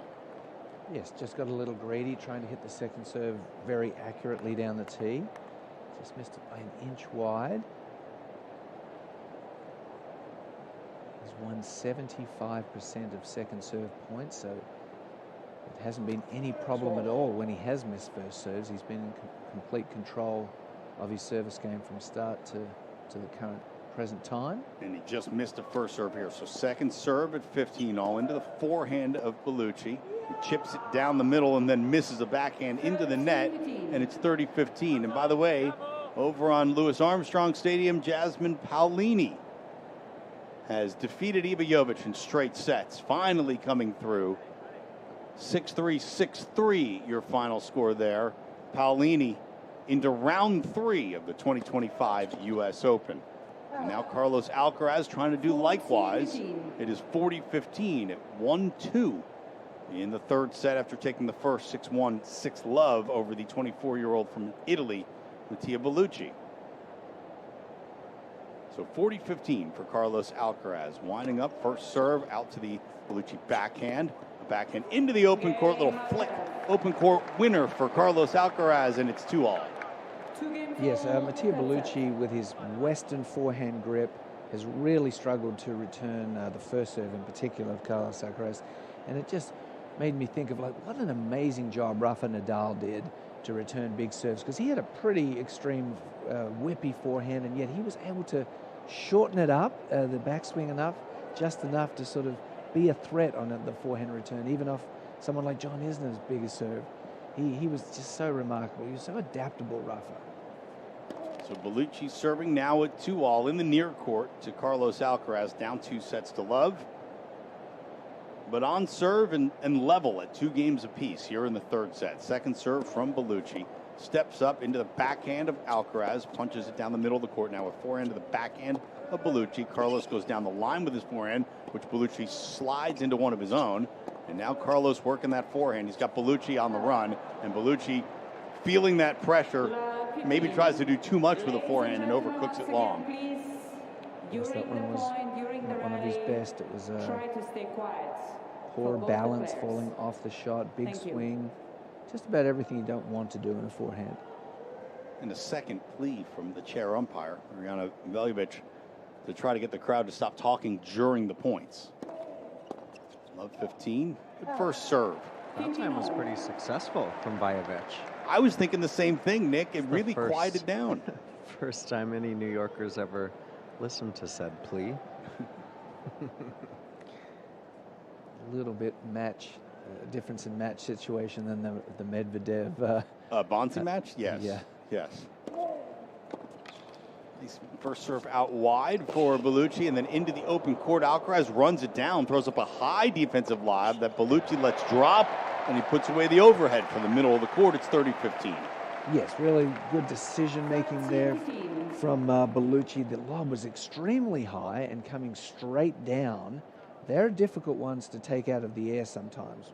It was extraordinarily high, so he was intelligent. He got behind the ball, let it bounce, and then a couple of quick steps and some body weight into the smash. He was able to put it away. Technically very sound there. And Bellucci looking to go wide out to the ad court at 30-15, misses wildly. So Alcaraz has a look at a second serve. Bellucci serving 2-all, 30-15. Third set, Alcaraz won the first two. Second serve to the backhand of Alcaraz, to the cross-court forehand of Bellucci, and he whips it with pace back behind Carlos Alcaraz and gives himself 2 game points. It's 40-15. Super job there. He just shortened up on the backswing a little bit and maintained his balance really well. That was much better technique from Bellucci on his forehand wing there.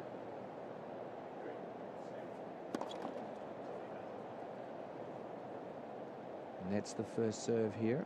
Second serve now at 40-15 for Bellucci. Couple bounces and into the windup he goes. To the backhand of Alcaraz, goes inside, in down the line. Bellucci goes behind him, and Alcaraz looked like he was ready for that point to end. He just wailed on a forehand that was either going to be a winner or go well wide. It went well wide. Bellucci holds for 3-2, and we're coming right back on US Open Radio, presented by American Express.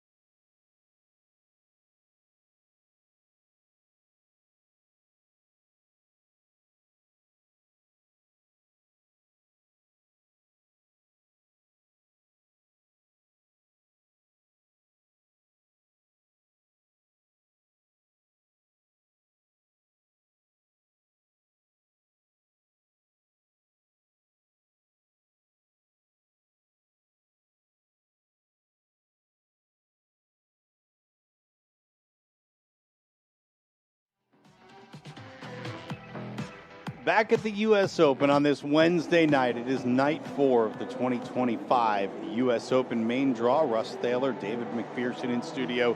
Nick McCarville is courtside at Arthur Ashe Stadium, where there is great joy on the grounds today. An absolutely perfect day for fans to watch tennis, a perfect day for players to play the game. Carlos Alcaraz nearly untouchable for 2 sets, winning the first 2 6-1 and 6-love over Mattia Bellucci.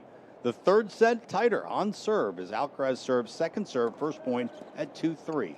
Bellucci chops a forehand and comes into the net off the return. Alcaraz tries to pass inside out, but it's wide, and it's love 15. That was a little, maybe a little saber action there. Chip and charge. Well, it's good to see him trying something. He chipped the return and came in on a pair of 2s, but he won the hand somehow. Carlos just went for a little bit too much on the pass. Love 15. Bellucci has not broken the Alcaraz serve, not come particularly close to breaking the Alcaraz serve in this match. Hasn't had a break chance to his name. Alcaraz, meanwhile, has had 13 opportunities to break serve, and he's done it 5 times. Into the backhand of Bellucci, and Bellucci's backhand return blocked long, and it's 15-all. Carlos has been dominant on serve all night. Serving, let's see, for the match, he's serving at 61%, 86% of first serve points won. Alcaraz, big first serve down the tee that Bellucci can't handle, and it's 30-15. Pretty big serve there, clocking in at 126, one of his bigger ones. Bellucci coming into this match 2 off his career high ranking of 63, comes in at number 65 in the world. Winner of this match, and there's an ace down the tee from Alcaraz for 40-15. Winner of this match takes on Luciano Darderi, a winner earlier today, another Italian. Darderi right now ranked 34th in the world, so a little higher in the rankings and a year younger at 23 years of age. There are so many good young Italians right now, and we mentioned that Bellucci is the 8th ranked Italian in the world, and he comes in at number 65. There, Carlos looking for a little serve and volley at 40-15, trying to change things up, but nice return from Bellucci at his toes. Alcaraz can't handle it. Still game point for 3-all.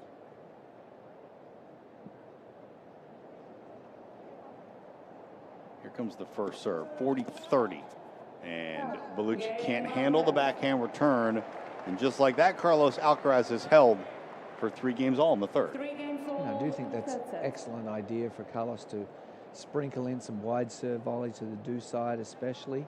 And that's a really good play to get some cheap points if you're good at it. To stretch your opponent. Normally it's a right-hander there with the forehand. But anyone who's returning deep is very susceptible to a serve volley wide on the deuce court from the right-hander. And I think Carlos could probably improve that a little bit as time goes on and have another weapon at his disposal. Are these the kind of matches where you think Carlos should at this point be trying some things that he's working on? Well, I think there was a good situation there, 40-15 up and up 2 sets to love. And you pick your moments to go with things that you're not quite as comfortable to do. 15 love. Bellucci serving in the ad court to Alcaraz off the top of the tape for Bellucci, and Carlos goes with the dropper that Bellucci can't quite run down and get back, and it's 15 all. I'm sure Carlos would really like to get this game right here. The 7th game would really put him in prime position to get an early 3-set win. He'd be really trying to turn on the jets here to get this break. So 15 all, and Bellucci serving to Alcaraz. Bellucci's in the far court, if you're imagining it in your mind or if you're watching on TV or the live stream. Second serve now at 15 all into the forehand of Alcaraz, and kind of a nonchalant forehand return into the net from Carlos. Trying to take it early.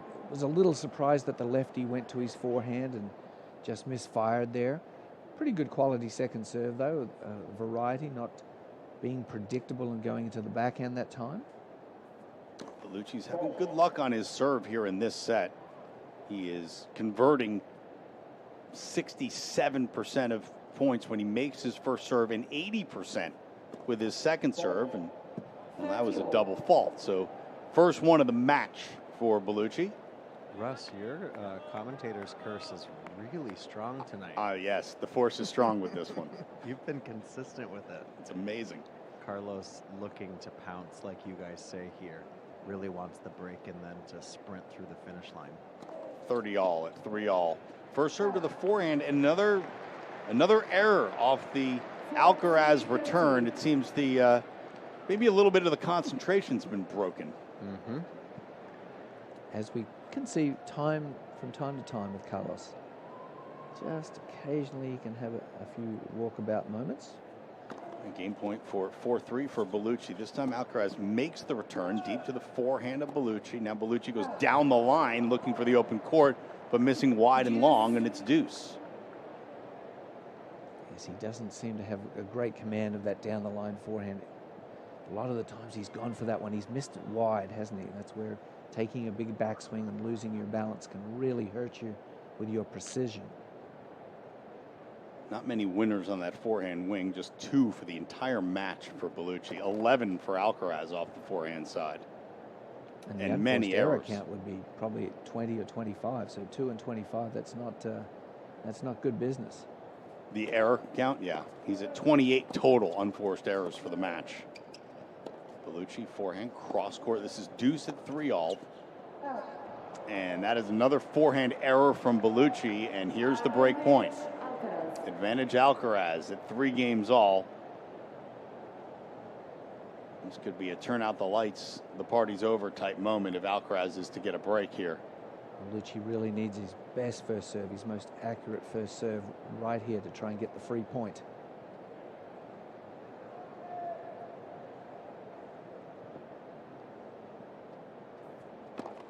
So first serve down the tee from Mattia Bellucci with an ace, his second of the match.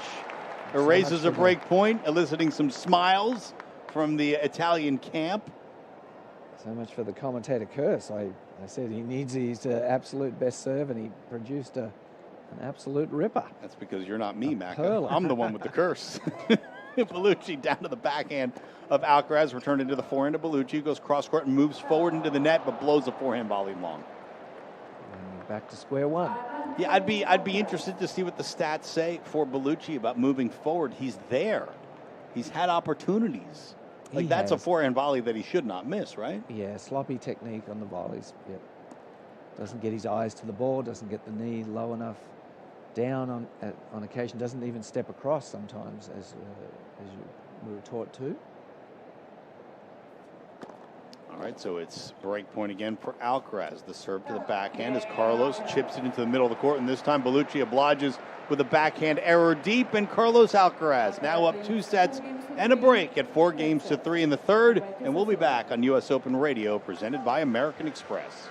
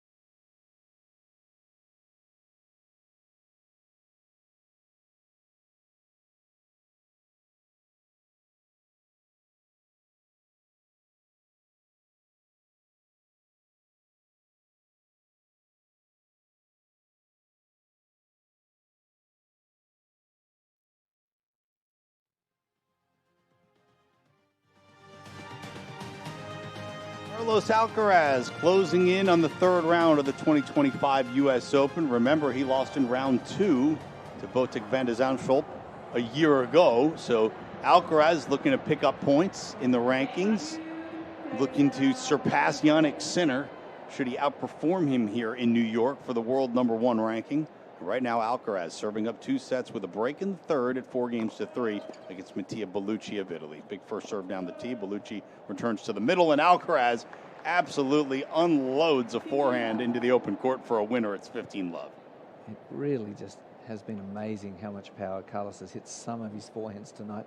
They're all nasty, but then there's that one that's an extra level of impossible. Bellucci's probably not going to want to look at the stats from this match. It's the one you want to pretend like it didn't happen, I imagine, afterwards. And there's an ace from Carlos Alcaraz, his 7th of the match, and it's 30-love. Bellucci's one of those guys who is actually going to benefit from the new investment from PIF into the Tennis IQ, the really advanced stats that really only the top 50 players had access to. Here's Alcaraz at 30-love. First serve to the backhand of Bellucci. The return goes into the net. But it was recently announced that PIF is going to subsidize up to 2,000 players. That's all ATP and Challenger players will have access with themselves and their coaching staff into deep stats. And this is the stuff that Darren Cahill uses to self-scout with Jannik Sinner. And I'm sure Juan Carlos Ferrero and his group do the same. There's so many stats at the hands of these coaches now. As a coach yourself, does it blow your mind how deep the analytics can get, Macca? It can go pretty deep. You can go deep down that rabbit hole.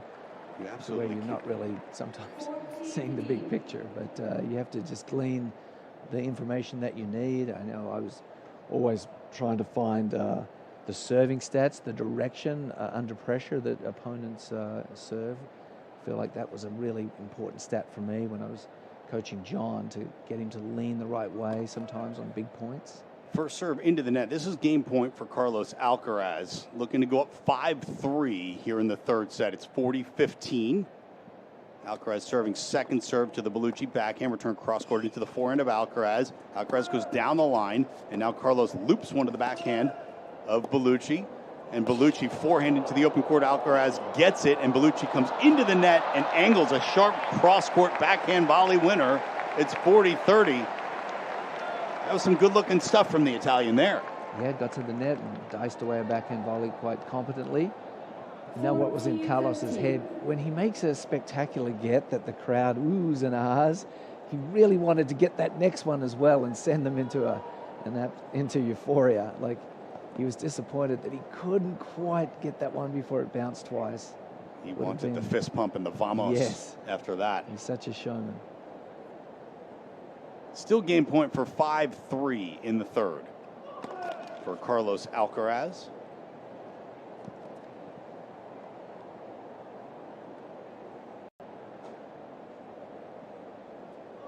Second serve now to the Bellucci forehand. Return to the backhand of Alcaraz. Deep reply into the forehand wing of Bellucci. Another forehand to the backhand of Alcaraz. And Carlos whips a backhand wide. And it's deuce. Hey, Russ, just a note. I mean, credit to Bellucci tonight. You know, he's totally overwhelmed. He's totally overmatched. And he's still fighting. Just let out a big roar there. Still has not earned a break point all night long, but has a shot here at deuce. This crowd will erupt if Bellucci can break the Alcaraz serve. They want to get behind this guy because they frankly want to see more tennis. Yeah.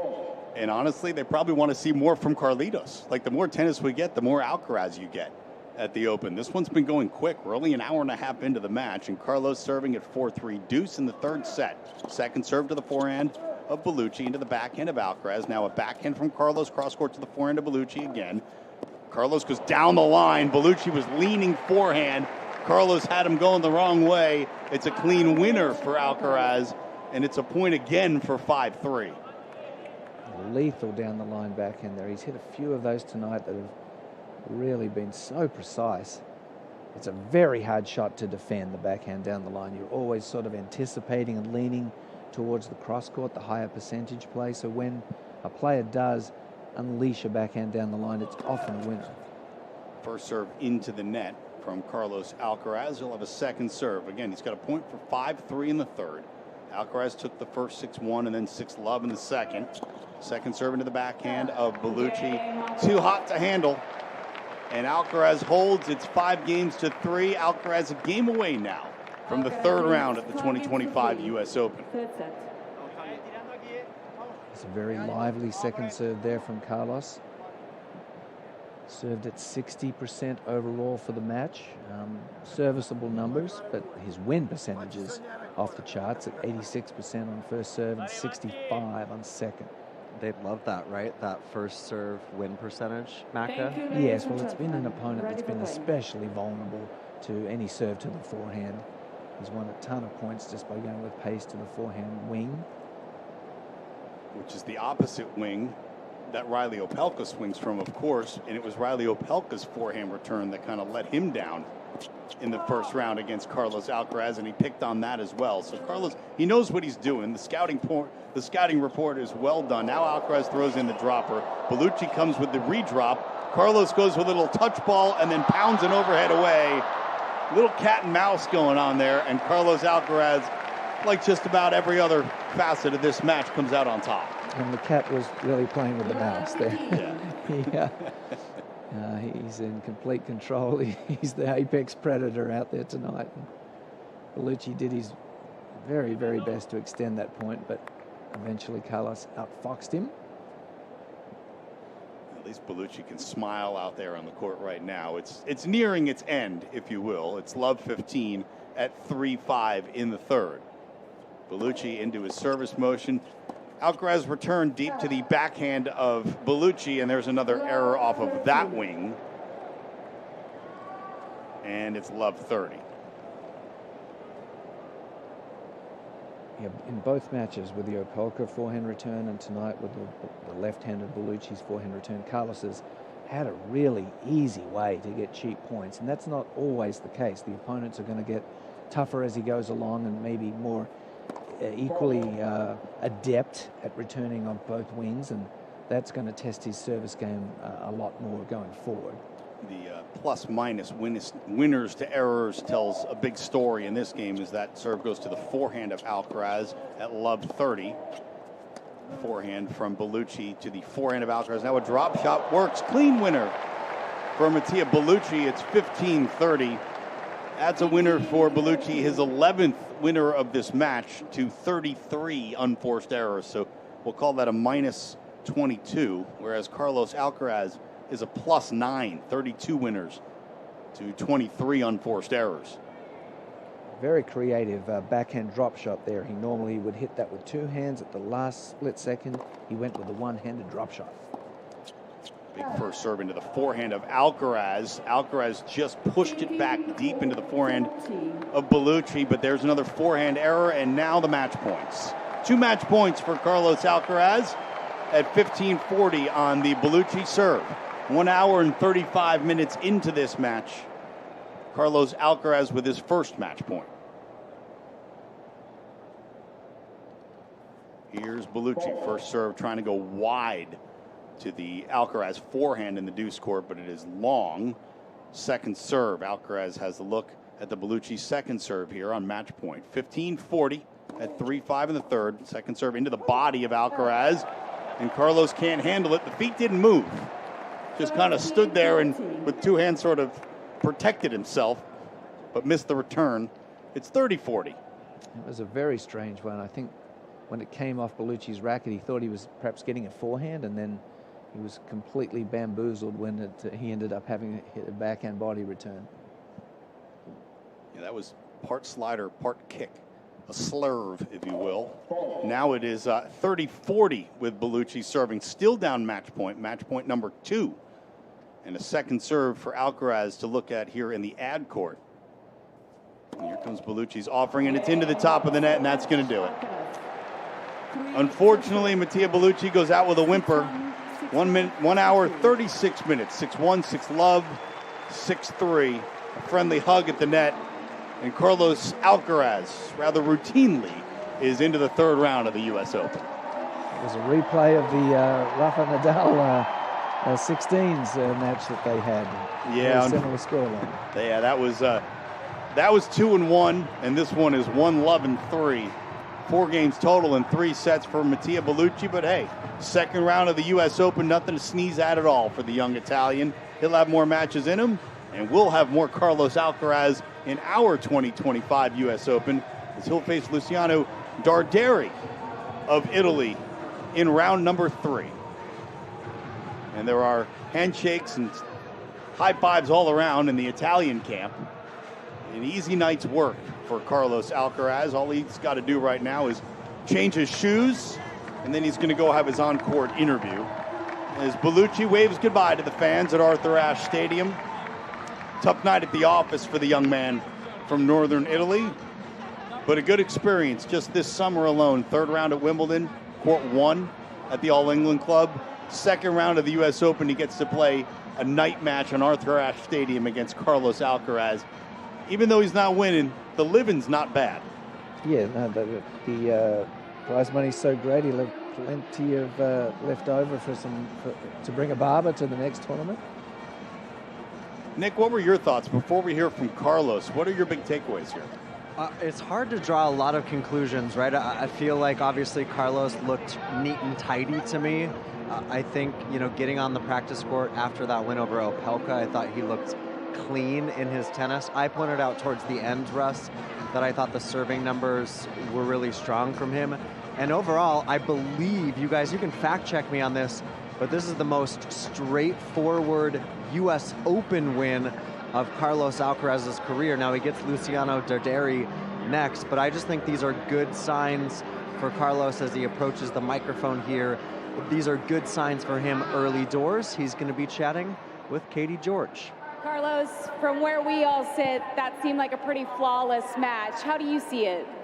Well, it was I played great. To be honest, since the beginning until the last ball. Obviously, I know Mattia's level, and today it wasn't his day. But I tried to make the most of his mistakes. Tried to be in the match, getting a good rhythm. I think today a few things that I have to improve that I didn't feel as good as I wanted. But in general, I'm just really happy with the performance today.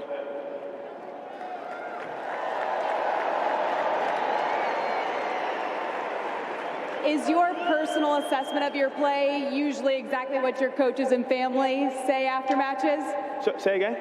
Is your personal assessment of your play generally what your coaches and family see? Do they agree with you? Well, I didn't hear you well, so. Will your coaches agree with you in your assessment of your play? I mean, I think he's happy. or just I hope so. Yes, I said a few things that I have to improve, but in general, I think I just made him happy. He's smiling right now, so I think I just played a great match that he's happy.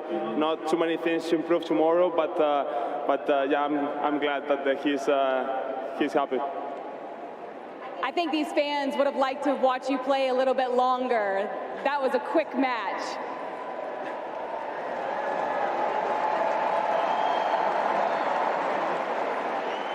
How helpful is that in terms of your recovery and staying fresh in what will hopefully be a long tournament for you? Yeah, I mean, I just gotta say sorry for the people. I mean, I gotta do my job. It's night session. It's 7, so it's. I mean, as less time as I spend on court, I think it's much better for me. You know, to go to bed early, to do everything early, just to be fresh, to be ready for the next round as much as I can. You know, so I just every time that I step on the court, I just try to be as shorter as I can. So I'm just happy that I did it today. Congratulations, Carlos. Best of luck moving forward. Thank you. Carlos Alcaraz. Carlos Alcaraz in 1 hour and 36 minutes takes care of Italian Mattia Bellucci in straight sets, 6-1, 6-love, and 6-3. Russ Thaler and David McPherson in studio. Nick McCarville has been courtside all night long watching this one. Nick, some final thoughts from you before we hand over to the next crew for the second match. Yeah, sure. Just convincing stuff, I thought, guys, from Carlos tonight. Didn't put a foot wrong overall. Bellucci overwhelmed. Next up to Derry. But if we take a look, this crowd's going to get loud here. Carlos Alcaraz going to give away some souvenirs. But, guys, the draw is opening up. Bonzi and Rinderknecht, so no longer Davidovich Fokina hovering. He's out. I just think this draw is opening up very nicely for a potential Ben Shelton quarterfinal. And Russ, I think Ben Shelton just walking onto court on Armstrong, but yeah, all systems go here for Alcaraz to make a deep run here at the U.S. Open.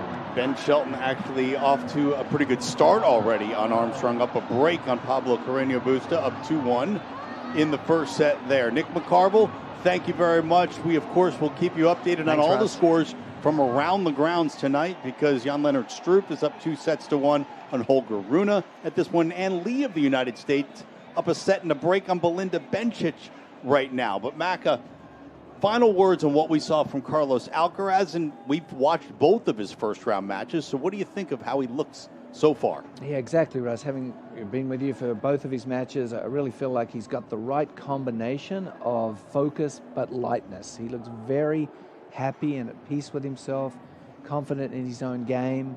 So there's a good humor about him, which I think is very healthy. Last year, I think the disappointment of the Olympics was weighing on him, and he looks poised and primed for a real assault on this year's U.S. Open. All right, coming up next on Arthur Ashe Stadium, it's Aryna Sabalenka and Polina Kudermetova. We're going to get to see the #1 seed and defending champion on the women's side.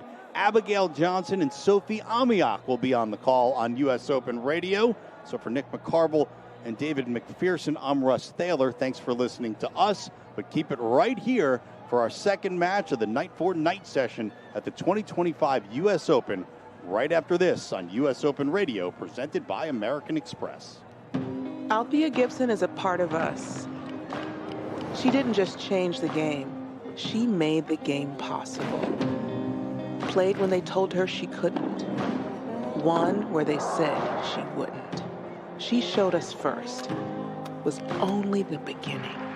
First Black athlete to play the U.S. Open, win the U.S. Open, to win a Grand Slam, to play at Wimbledon, to win at Wimbledon. First to be ranked #1. First, first, first. She didn't just break barriers, she shattered them and inspired us all so we could rise, so we could win, so we could be ourselves. Singer, entertainer, golfer, trailblazer. We carry her with us every time we step on the court. And we play not just for ourselves, but for everyone who comes next. Thank you, Althea, for 75 years of change.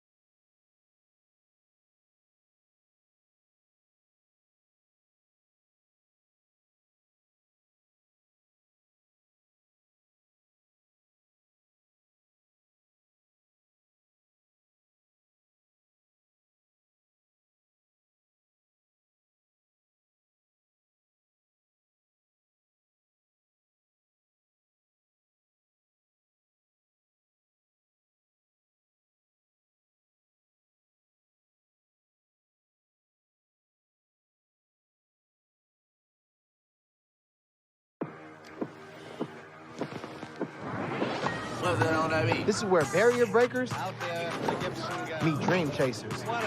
And the OGs meet the next to bees. Wow. Where the stars, under these lights, sensational, meet a whole new electricity.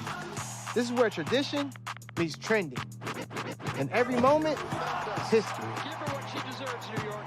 The U.S. Open, spectacular awaits. You are listening to US Open Radio, presented by American Express, and more specifically at this point in the evening in New York City, Abigail Johnson alongside a more familiar voice, it must be said, in Sophie Amiak. We are ready. The energy is present ahead of the second night match on Arthur Ashe Stadium. That's coming your way in the next few minutes. Aryna Sabalenka, defending champion, up against the younger of the Kudermetova sisters, that is Polina Kudermetova, the world number 67. Maybe coming up a little more quickly than we might have expected, Sophie. Carlos Alcaraz only dropping the 4 games against the very talented Mattia Bellucci. Did we see it being that comprehensive? Well, first, hello and welcome. Hello. It's good to have you Thank here you very much. with us at US Open Radio, presented by American Express, of course. Well, 9:15, you know, in Spain they eat about 10:30 at night, so he's going to make his reservation without any problemo. Good. And I think that's what he was looking at to do tonight. 6-1, 6-love, 6-3 for Carlos Alcaraz. That was a pretty impressive, really, performance. Didn't really let Bellucci breathe. Ruthless efficiency. Ruthless is right. Were you in the stadium, Sophie? I didn't see you until about 5 minutes ago. I was actually watching Paolini's match against the young American, which was really, really good match. Paolini is just so clutch when she needs to close out matches. It took her a little while, though, 4 or 5 match points, but very impressive play of Paolini out there against Jovic, which really, this young girl is 17 years old, I think, from the U.S., and she's going to have a lot of promising talent and a great career coming. What were your takeaways from the Jovic game, Sophie? Because she's gone and she's played every single Grand Slam main draw the past season. As you say, she's pretty much still in juniors. She was in the junior tournaments last season. What can you see being a big element of her game going forwards? Well, one of the best ball striker, no doubt. She moves well. I think the thing that she's lacking is experience for sure, learning how to play the 1540. She had twice the opportunity to break back Paolini, couldn't do it, being up 1540 and making errors, really a little bit gifting really the points, and that's where it counts the most, and that's where you have to tighten up your game. You have to make sure that you at least make the player play across the nets. 30-all, 40-all points, also those key points, not played very well. Hard for her to win 2 points in a row. I think the drop shot will be something that she needs to add to her artillery, because she really hits a really big ball with a lot of power, and when you have that, just like the Sabalenka, as we've seen in the past couple of years, how she developed that drop shot as one of the biggest weapon, really, from the way that she hits the ball from baseline. So, yeah, good future for this youngster. Yeah, definitely. 17 years old, already the world number 73, broke the top 100 just a handful of weeks ago. So it's still Jasmine Paolini with all the experience there. Yeah, matter of fact, I think she's the youngest in the top 100. That's 17. You know, I think Andreeva is maybe a little bit older, but I think she's the youngest in top 100. So, yeah, definitely in that, you know, in that tier of player that have a very good future. Yeah, we saw another of those a little earlier on out on Stadium 17, Teresa Valentova, who has made the junior final here at the US Open previously, won Roland Garros last season, had set points in the second set against Elena Rybakina, but ultimately the number 9 seed, the former Wimbledon champion, coming through in straight sets. You're about to make your debut on Arthur Ashe Court tonight. What are your expectations? I'm really excited to play today in the night session, so it's really good. You faced Aryna back in January in Brisbane and forced 3 sets. What did you learn about that match that you can take into tonight? You know, the first one I need to play also more aggressive and be focused on my match, and also didn't do many mistakes. Best of luck tonight. Thank you. You're welcome. Polina Kudermetova, the first of the night session players here on Arthur Ashe Here's the number Stadium. 1 player in the world, Aryna Sabalenka. Aryna, you're coming off a great first round match. How do you like your play so far throughout this tournament? Well, I think I slowly finding my rhythm. I felt like maybe first set wasn't the perfect one, but then in the second set I found my rhythm, and I feel like every game I play better and better and better, and I hope I can increase the level every time I'm out there. You faced Polina back in January. She was able to force 3 sets. What stood out about that match that you can keep in mind for tonight? Yeah, she's an aggressive player, serving well, can hit really aggressive shots. I got to be aware of that, and I have to work hard, move well, and put all of the pressure back on her. We can't wait to watch. Best of luck. Thank you. Thank you.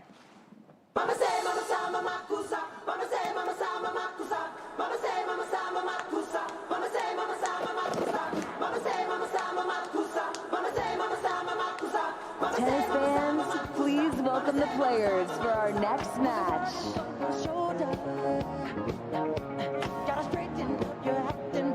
Get loud, New York, for Polina Kudermetova. And the lights are down as Polina Kudermetova makes her entrance onto court, a world number 67 of the moment, 22 years old. Hasn't seen too many huge stadiums like this one, the biggest in the world. But game faces on as she heads to the chair in the black jacket and the white visor. US Open champion, Aryna Sabalenka.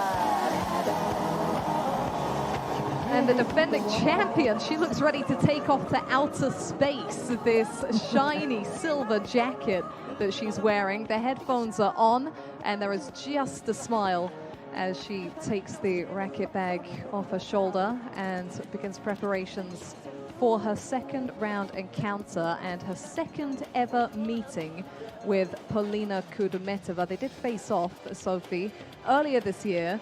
Slightly unexpected meeting. Sabalenka was again the top seed on that occasion, but Kudermetova, the qualifier, who went all the way to the final showdown, first tournament of the season in Brisbane. Yeah, that was in Brisbane, and I tell you, Polina Kudermetova can hit the ball, and she has a lot of power behind her racket. I think that was very surprising to Sabalenka. She's used to know more her, obviously, her sister, Veronica, who was in the top 10 and reached number 9 in the world. That was back in 2022, and I tell you, I think even though Polina haven't been on this stage, she's seen her sister on this stage. So that might help a little bit, hopefully, because that is new territory, no doubt. The big sisters led the way. We will tune in for the coin toss here. Extended changeovers for towels, white color, red color for towels, red. And we have live electronic line calling and also video review. Video review you can also request at the end of the point. The only one that you cannot request at the end is the hindrance call. Any questions? So we have the US Open logo and the trophies. Polina, US Open logo, please. Yes. Very good. That's the trophies, that's you, Aryna, serve. One picture, please. You go in the middle, yes. Aryna Sabalenka with the choice to serve first, and such is the atmosphere in a very full Arthur Ashe Stadium that she actually had to indicate to Kudermetova with the racket, yes, I've chosen to serve. I had the nice picture, the lights have gone up, and they're ready to start the warm-up ahead of this final match of the day on Arthur Ashe Stadium. Sabalenka taking on Kudermetova for the second time this season. And she did drop a set, Sophie, the opener, when they faced off in Australia. There might have been an element of just getting to grips with a new opponent there, but what do you think that Kudermetova can bring to the table today? Well, again, I think Kudermetova is going to try to overplay and overhit, you know, try to outplay and outpower if she can, the way that she did in that first set. It was a 6-4 in the sets in Brisbane at the beginning of the year, as we mentioned. And they both served pretty well with 70% of first serves in the box, but it was 5 aces in that set for Kudermetova, really out serving Sabalenka in that aspect. Only 1 for Sabalenka, but it was really the winner count that were higher. They were both having 21 unforced errors in that set, but 11 winners for Kudermetova for 6. So if you can hit winners against somebody like Sabalenka, that means you're doing something right, because Sabalenka hits so hard that you feel the pressure, and you have to have yourself some response to be able to hit winners. And that kid, I mean, Kudermetova can do it. I call her that kid because, you know, I could be her mother, but, you know, she's not really a kid, I'd say. On the younger end of the scale, though, at Yes. 22, and certainly the younger sister of older sister Veronica, who's in her late 20s, and she is out of the tournament, Veronica Yep. Kudermetova. She lost her opening match to the sensational Indonesian qualifier Janice Tien, who did bow out to Emma Raducanu. Very impressive performance from the Brit, I say with my British Of accent, but it was course. earlier today. You Brits are so proud.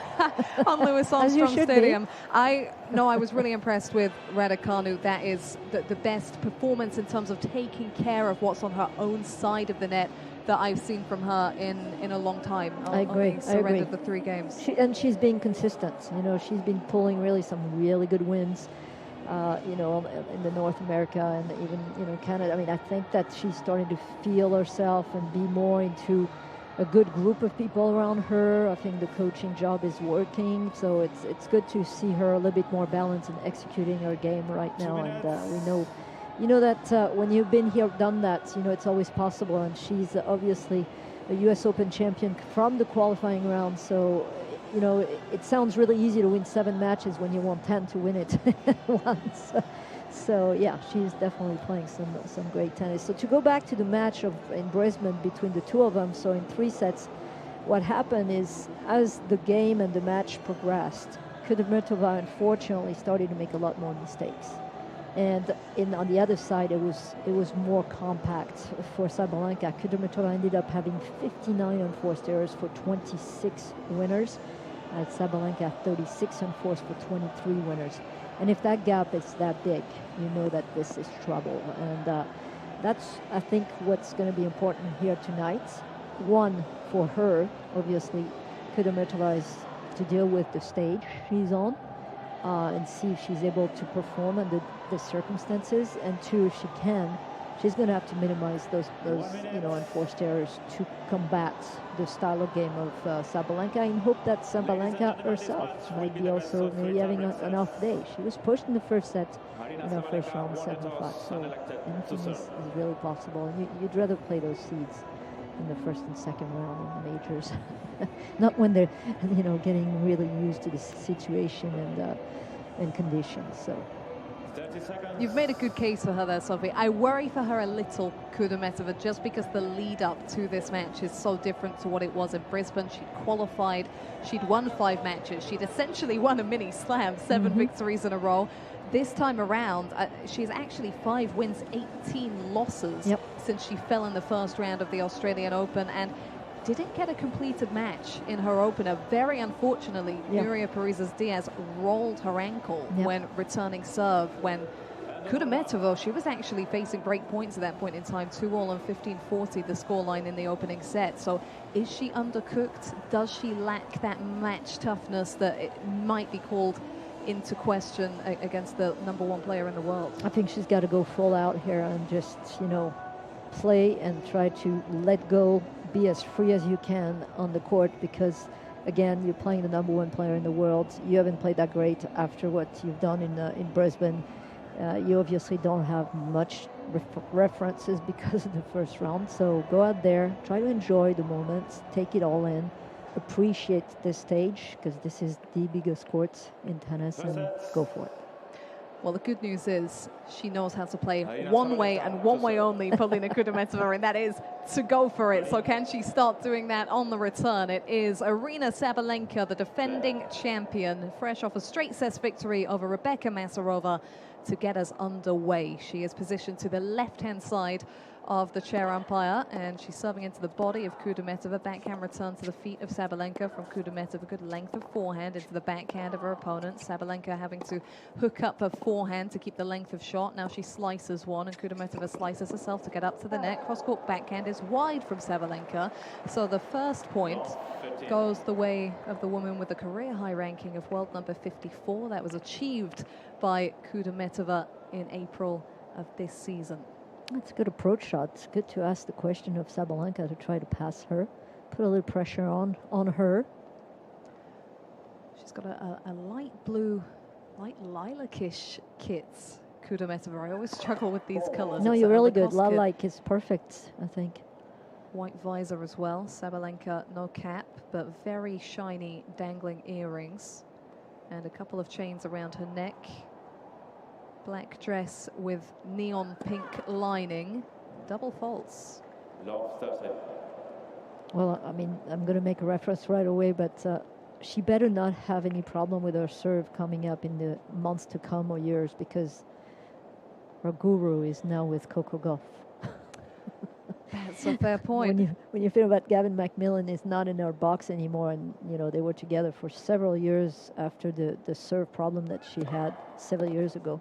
Very obvious choice for Gauff as she seeks to combat those issues. And there are immediate issues here for Aryna Sabalenka. The cross-court forehand return from Kudermetova through the sideline, and Sabalenka wide in response. You know, I was going to say, I don't know if you noticed, but when she was answering the question, she looks and she sounded very nervous before she entered the court. She was kind of like tripping on the answers a little bit, not really clear. And she serves out wide. Sabalenka cross-court forehand with the angle, gets the winner. So she's on the board finally at 15-40. It's an interesting observation, Sophie. I often wonder how much we're actually getting out of the interviews before they walk onto court, because so many of the players, their heads are already in the game. They don't want to disclose too much information. But that's true, but she felt like she was just a little bit out of sorts to me. You know, I've seen her being interviewed before where she's much calmer, answers, you know, quiet.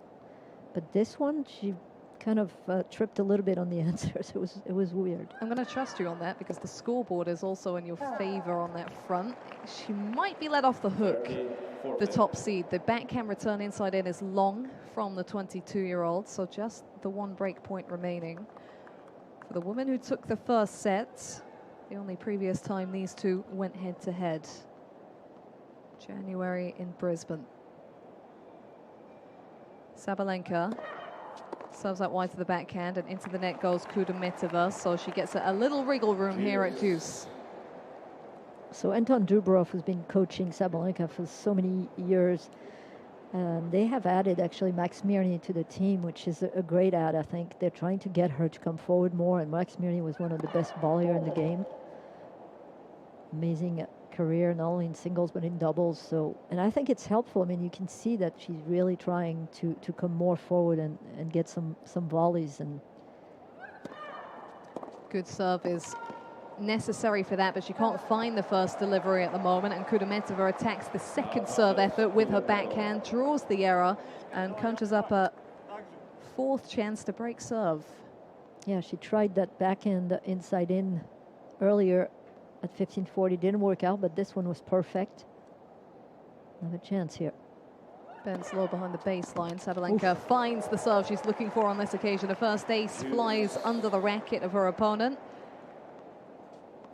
Just the 110 miles per hour on that bomb from Sabalenka. Precision on points.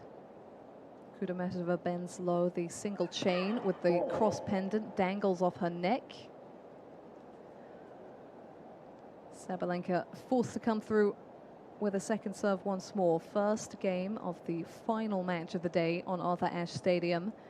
The defending champion serves into the body. Deep to the feet is Kudermetova. Good timing on the forehand follow-up. Sabalenka's on the stretch with the forehand cross-court. Ball pings off the net cord, though, from Kudermetova, and the forehand is rolled long. Mistimed by Sabalenka. And a fifth chance for Kudermetova to punch through. We were referencing, Sophie, the stats from their Brisbane meeting. One that jumped out on Kudermetova's side was that she just couldn't capitalize on as many break points as Sabalenka. Had more chances, but couldn't actually push through. Sabalenka goes out wide and nets. Second serve.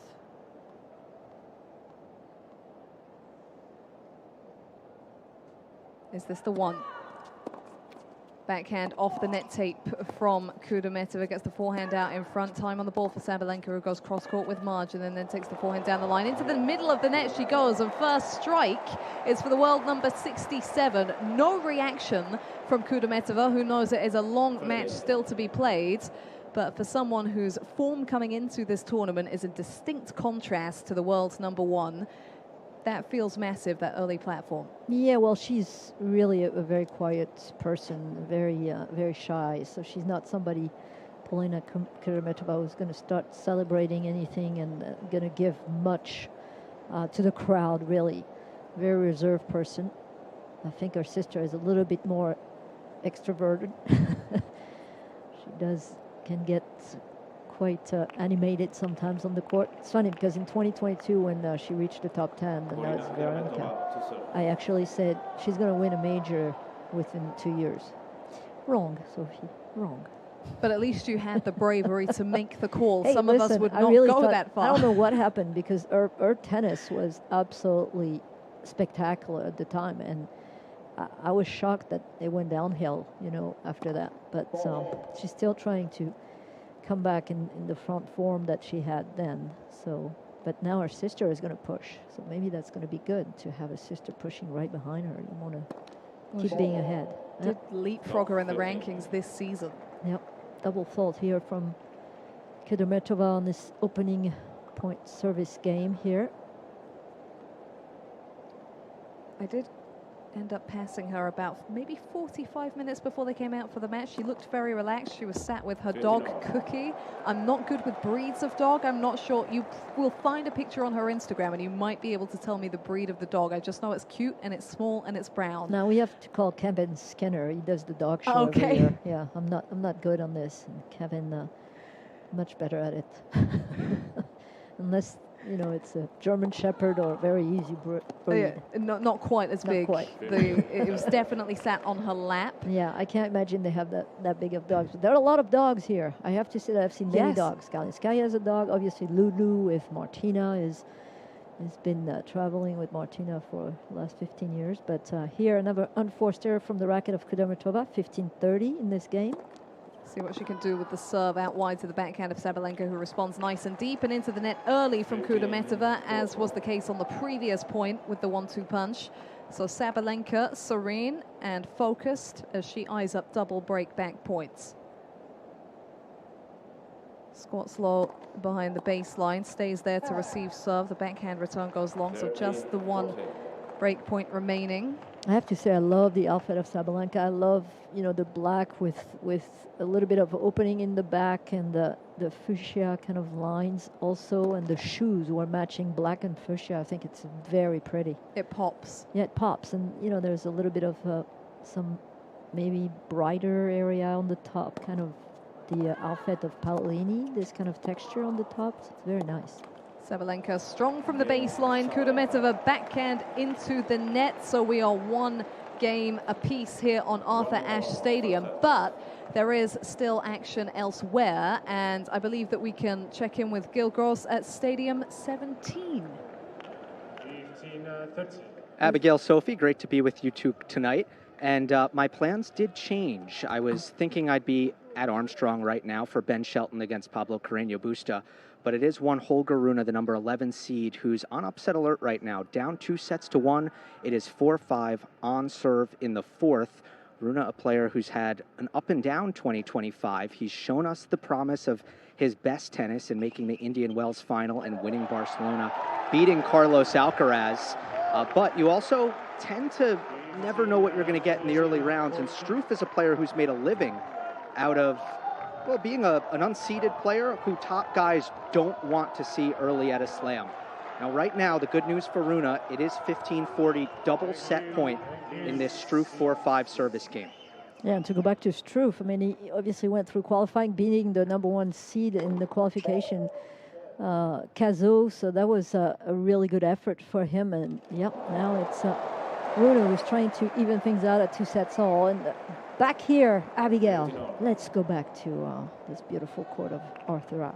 As we should, because we're up and running in the Sabalenka service game, 15-all, as Kudermetova implements her own net play, punches away the two-handed backhand volley, takes the left hand off at the last moment. And so she is on the board here, just the game after dropping serve, relinquishing her early lead on the defending champion. You mentioned a new addition to Sabalenka's team, Sophie. She has many familiar faces in the camp. Anton Dubrov, Andrei Vasilevsky, assistant coach, and also Jason Stacey on the fitness side of things. Sabalenka serves the first serve long of the tee. And it was interesting. She's got a YouTube channel now, Sabalenka, and they did a New York episode. And Jason Stacy was talking about playing as defending champion. He said, when you play with the mindset of defending champion, you're playing not to lose instead of playing to win. And I think that Sabalenka's trying to adopt that mentality of, it's a new tournament, the past is in the past, we take the confidence, but we move forwards, and she's certainly moving forwards from the early stages of this match. Was broken, but now has 2 game points to move ahead at the very beginning of this opening set. 1 game apiece, and 40-15, Sabalenka serving into the body. On top of the court, just has to pick up the backhand because of the depth of shot from Kudermetova. So she'll be kept waiting. Forehand cross-court winner from Kudermetova, and just the 1 game point remaining for the top seed. And the quality of the return of Kudermetova was exceptional because that ball came really fast, 111 miles per hour serve. And Sabalenka could not really handle it, hit it short, and then it was the winner from Kudermetova. Serve tee from Sabalenka, outstretched racket from Kudermetova, cannot respond. So it is 2-1 Sabalenka here on Arthur Ashe Stadium. But what about the situation on Stadium 17 with Gil? Abigail, it was a double fault by Jan-Lennard Struff. Second serve long on that 15-40 point. So that's the 4th set for Holger Rune. 6 games to 4. We're going 5 on a packed Stadium 17. And this is where the physical work that Rune has put in may just pay off. He's brought a new trainer into the fold, Marco Panici, former physical trainer of Novak Djokovic. He was with Jannik Sinner for the first half of 2025 before Jannik parted ways with him. And Holger has been feeling a lot better about his physicality, which has been a question mark in the past. 5-set record for Rune for his career, 10 wins, 10 losses. Not bad, but you might expect better for a player of his caliber. Struff, on the other hand, a 7-4 record. So we'll keep you posted here on 17, but when we come back on US Open Radio, presented by American Express, Abigail and Sophie, we'll take you back to Ashe with Sabalenka and Kudermetova.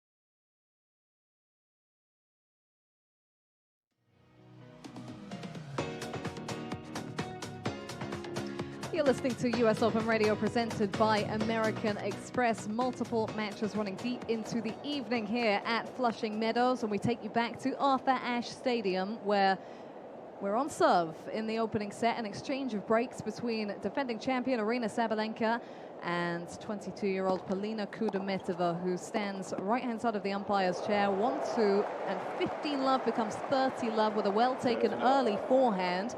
Sophie, she definitely knows her DNA as a tennis player. Oh yeah, she knows what she wants to do. She wants to hit the ball as hard as possible. And you know, both sisters are really have kind of similar game. They're just very aggressive from the baseline. I would almost give to Polina a little bit of an advantage as far as how fast her ball is going through the air. It's pretty impressive. As she takes the forehand as a drop shot, and she will mix that in occasionally, Kudermetova, such as the ferocity of her strike. So many of the opponents just expecting that big ball to come back. So if she can time it right, the drop shot is a valued lethal element of her repertoire. It is lethal, and it's lethal for both players because of the power that they can exhibit. And forehand down the middle, and it is an inside-out forehand winner from the racket of Kudermetova, who holds that love. Hello. Bonjour. Hello, indeed. She does not look overawed by this stadium. That is one thing that can be said. The Brisbane final was played on a much smaller Pat Rafter arena back in January when these two faced off in their only previous meeting.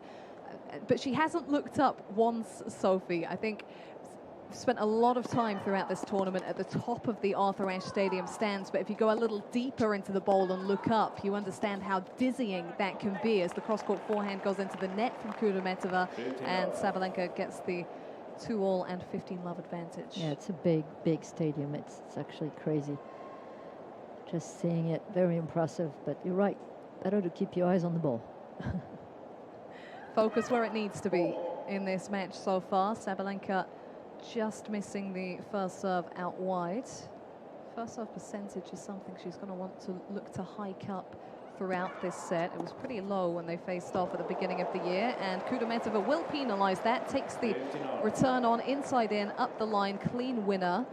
Meets Sabalenka on the board in this return game.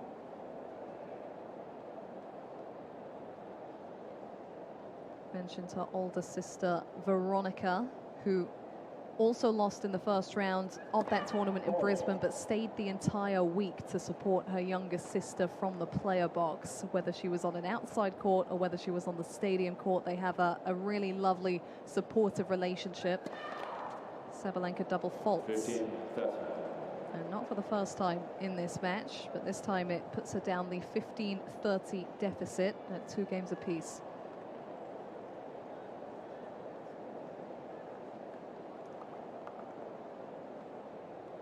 Yet to come to the net, by the way, Sabalenka. So we just saw about Max Mirny in the stand, and that's what they've been working on.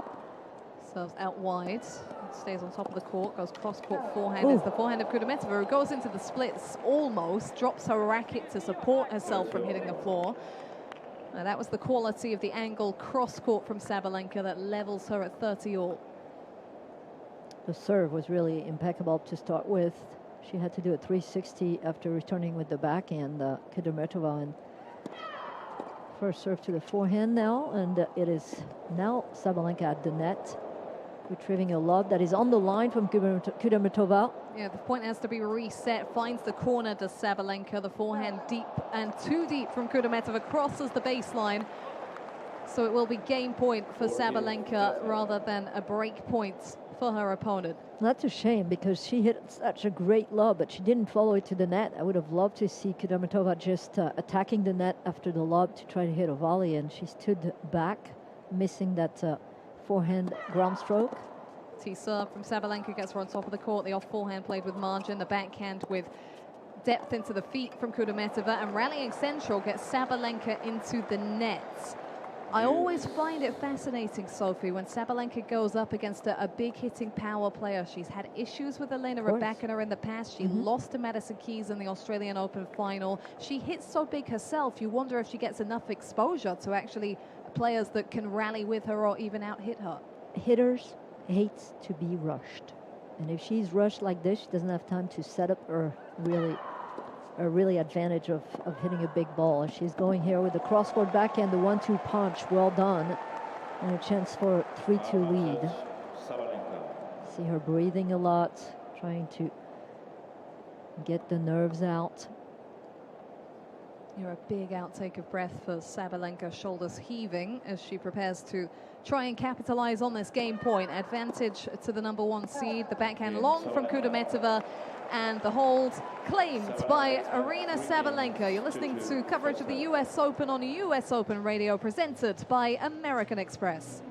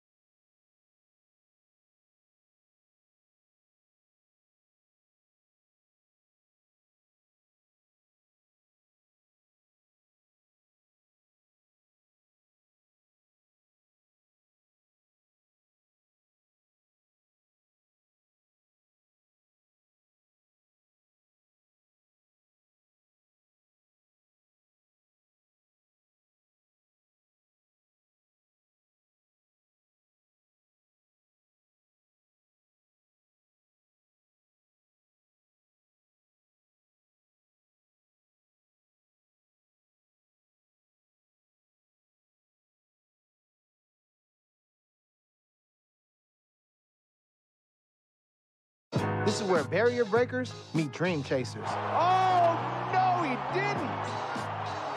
What did he just do? Then he shouts, "You're ridiculous." This is where tradition meets trending. And every moment, history. Aryna Sabalenka finally gets her crown in Queens. She wins her first U.S. Open title. The U.S. Open, spectacular awaits. US Open Radio presented by American Express, taking you back inside Arthur Ashe Stadium, where Polina Kudermetova, who led by an early break, is now rallying, serving second against Aryna Sabalenka. The 22-year-old world number 67 puts a forehand into the net, and that makes it 2-3 and 15-all in this first set of the final match of the day on the main stage. Very swift triumph for Carlos Alcaraz in the first of the night session matches. Just 4 games dropped against Italy's Mattia Bellucci. Abigail Johnson and Sophie Amiak with you, enjoying this rematch of January's Brisbane final. That one did go to 3 sets, with Sabalenka ultimately triumphant ahead of making the Australian Open final once more. Kudermetova serves tee and misses wide. Good amount of buzz in the spotlit Arthur Ashe Stadium. Very thick crowd as Sabalenka takes the forehand middle of the court and then has to improvise a little on the forehand, which was up against her body. Does the job. Kudermetova goes wide. Sometimes, Sophie, you've just got to ask the final question. Well, what happened here is, like, you know, Kudermetova was smart enough to play behind the body of Sabalenka, and wrong footing somebody who's that tall is a very good play, so she should use that tactic a lot more. 2-3, 15-30. Sabalenka puts the backhand with margin into the middle of the court. Ball is out in front of Kudermetova, who's staying with it for the time being. A little bit of pace off, but Sabalenka in the splits can't control. The forehand up the line is wide, and Kudermetova clambers level once again. Well, they're mirroring each other really with their play, and it's to find out who's going to be the best tonight, because every day is a different day in tennis, as we all know. Who's going to be able to really take advantage of their power with minimizing the amount of unforced errors. Kudermetova in the lilac kit misses the tee line by about a mile wide. A mile? Maybe 2? 2 miles? That was far. Into the body, and Sabalenka marginally inaccurate on the return. The backhand goes long at the feet, but there's a slight grimace and a faint shake of the head from Sabalenka. Back strategically turned to Kudermetova. She's not happy. At 30-all, when you have a second serve, I mean, yes, it was right at her body, but you have to make that return. You have to make the player earn it. So game point, Kudermetova. Sabalenka lifts up a forehand deep up the middle of the court, willing to stay with that middle rally into the baseline. The backhand slices drifting long from Kudermetova, and there's a little more opportunity for Sabalenka as we hit deuce.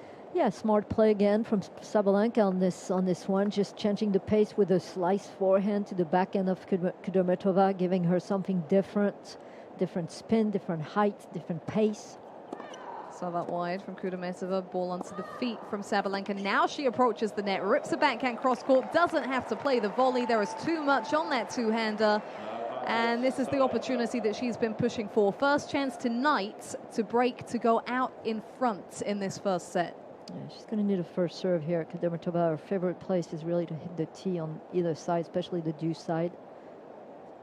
Advantage to the top seeds, and a second serve to play with as well. She's seen a few of these in this game, Sabalenka. It has helped her cause, and it keeps the window ajar. She goes cross-court backhand, though, into the net, and she's got hands on hips. She was flat-footed.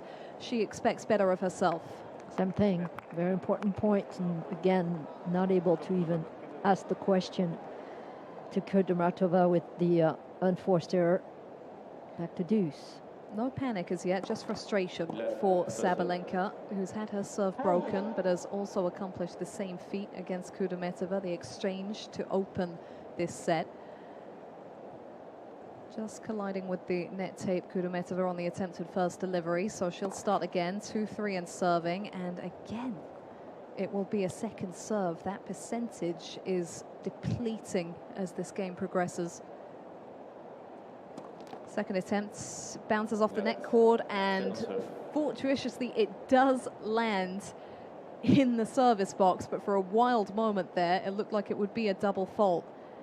Sabalenka still looking for the second serve return that goes into the net. Now she's really struggling to keep her feelings under wraps, Sabalenka, because that's more than a couple of gifted return points in this game.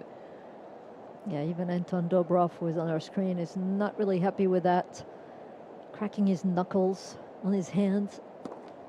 Kudermetova goes out Great wide serve. to the backhand, draws the error, levels at 3 games apiece, and you can't deny the huge chance that went begging there for someone of the quality and the caliber of the world #1, who has yet to conjure up the break advantage in this second round match so far.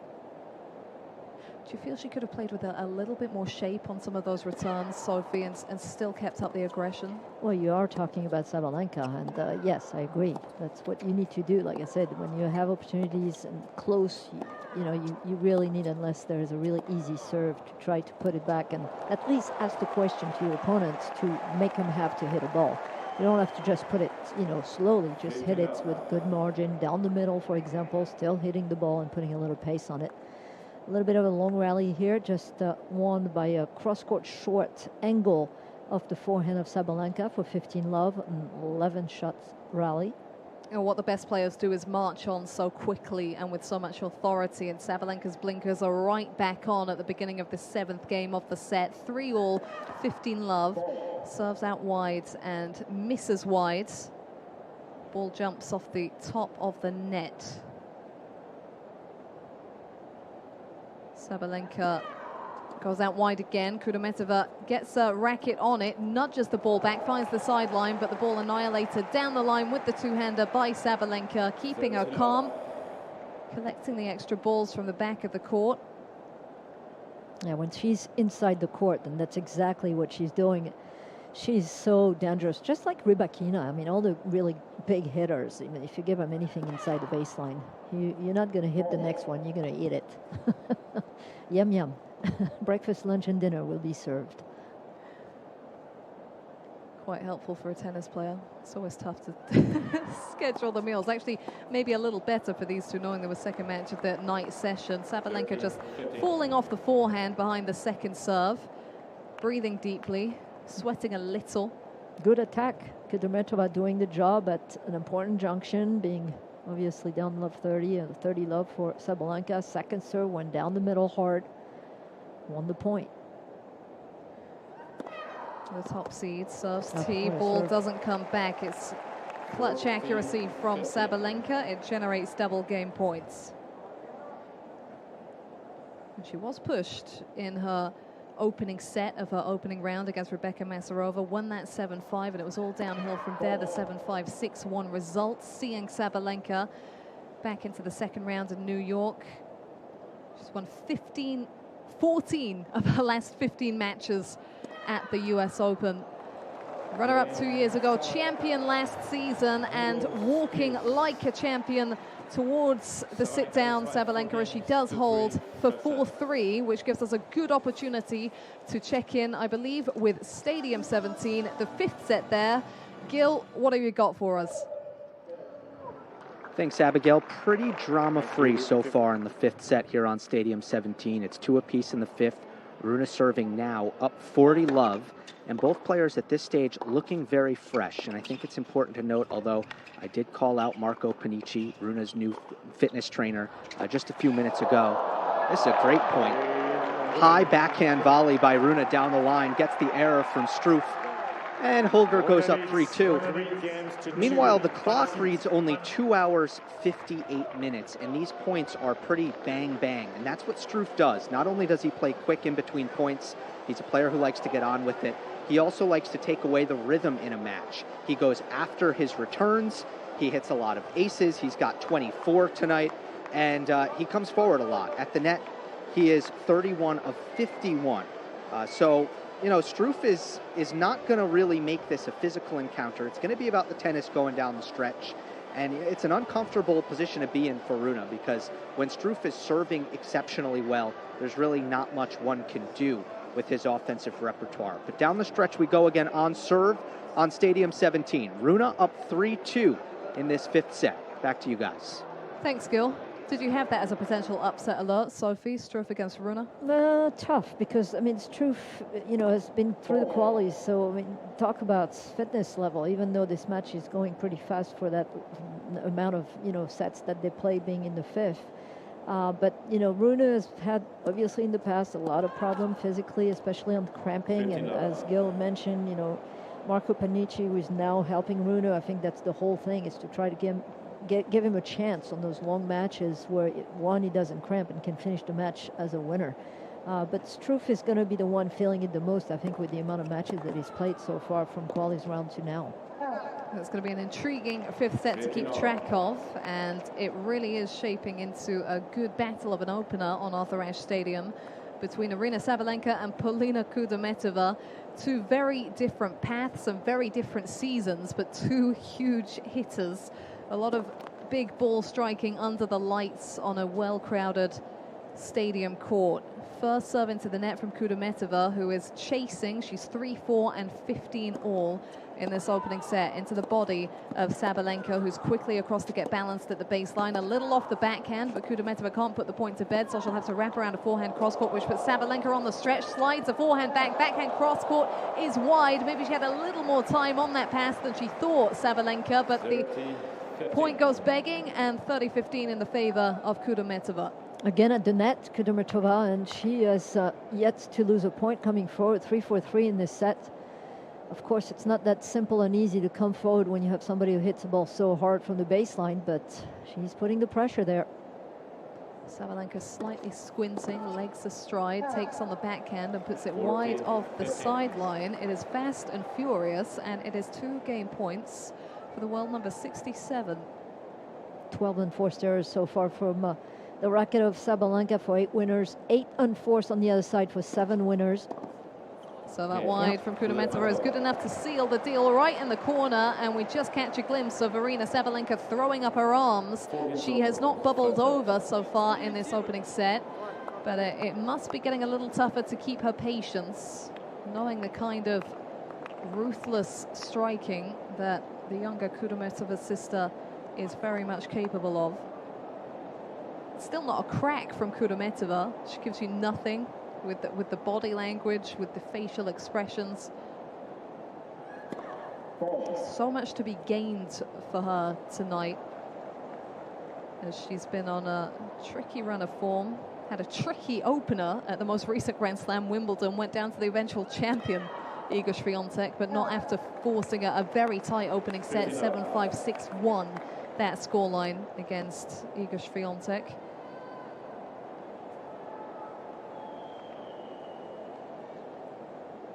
In fact, she's faced big hitters at the last 2 Grand Slams. Elena Ostapenko taking her out of the competition in Roland Garros. Sabalenka 4 all, 15 love, quickly becomes 30 love with a well-placed delivery down the tee.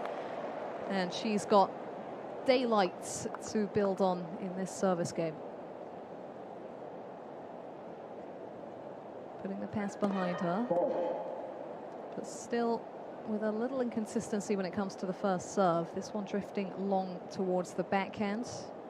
The triple chain dangles off her neck, and she first bounces the ball and serves into the body. She's rushed by the early connection from Kudermetova. The backhand goes into the net, and the world number 67 goes onto the board. Yeah, she keeps hitting that backhand down the line on the return, and it's been paying dividends for Kudermetova, pushing Sabalenka to slide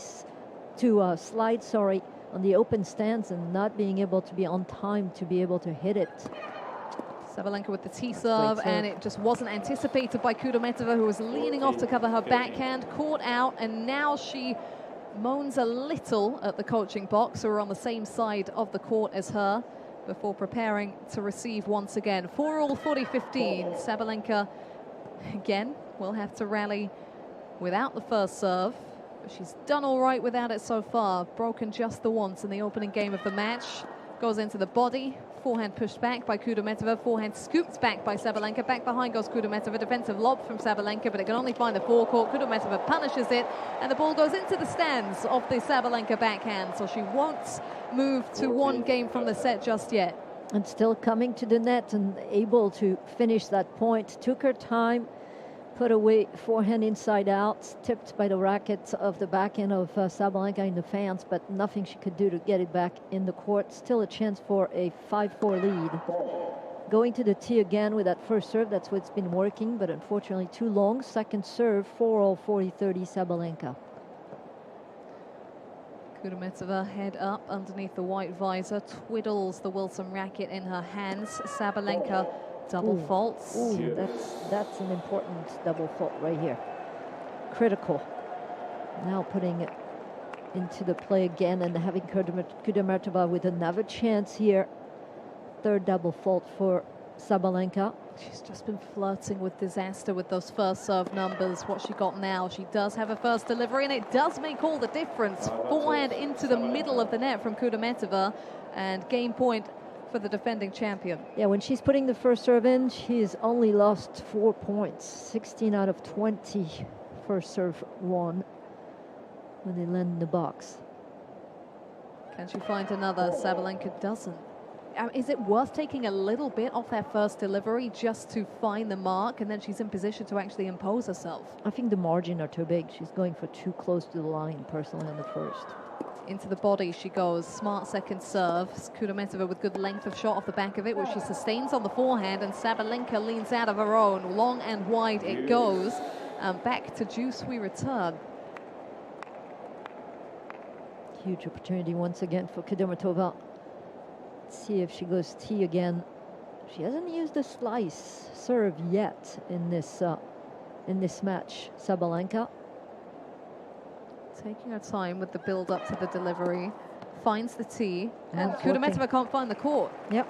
Well, it's working. The tee serve is working. That's probably why she's not trying to go slider with less pace, but more slice to reach the wide serve on the do side.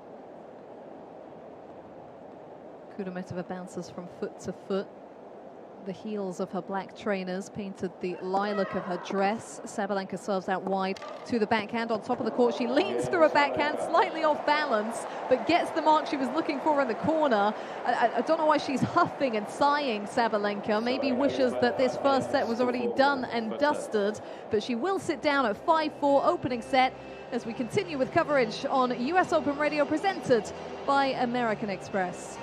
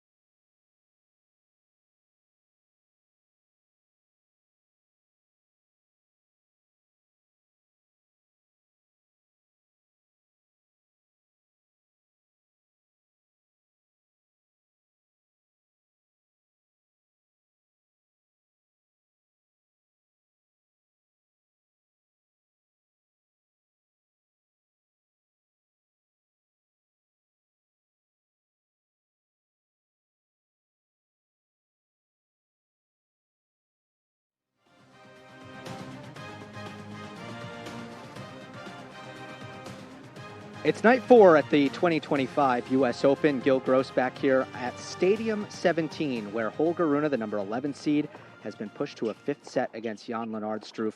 We did just have our first break point of the fifth set, and it was won in spectacular fashion by Holger Rune to fend off the break point. So it was Struff with the opportunity, and I'll tell you that the defense was something to behold as Struff laced about 3 forehands in a row, full-throated, and Holger was able to fend them all off. Struff ended up with a difficult low volley that he pushed just long.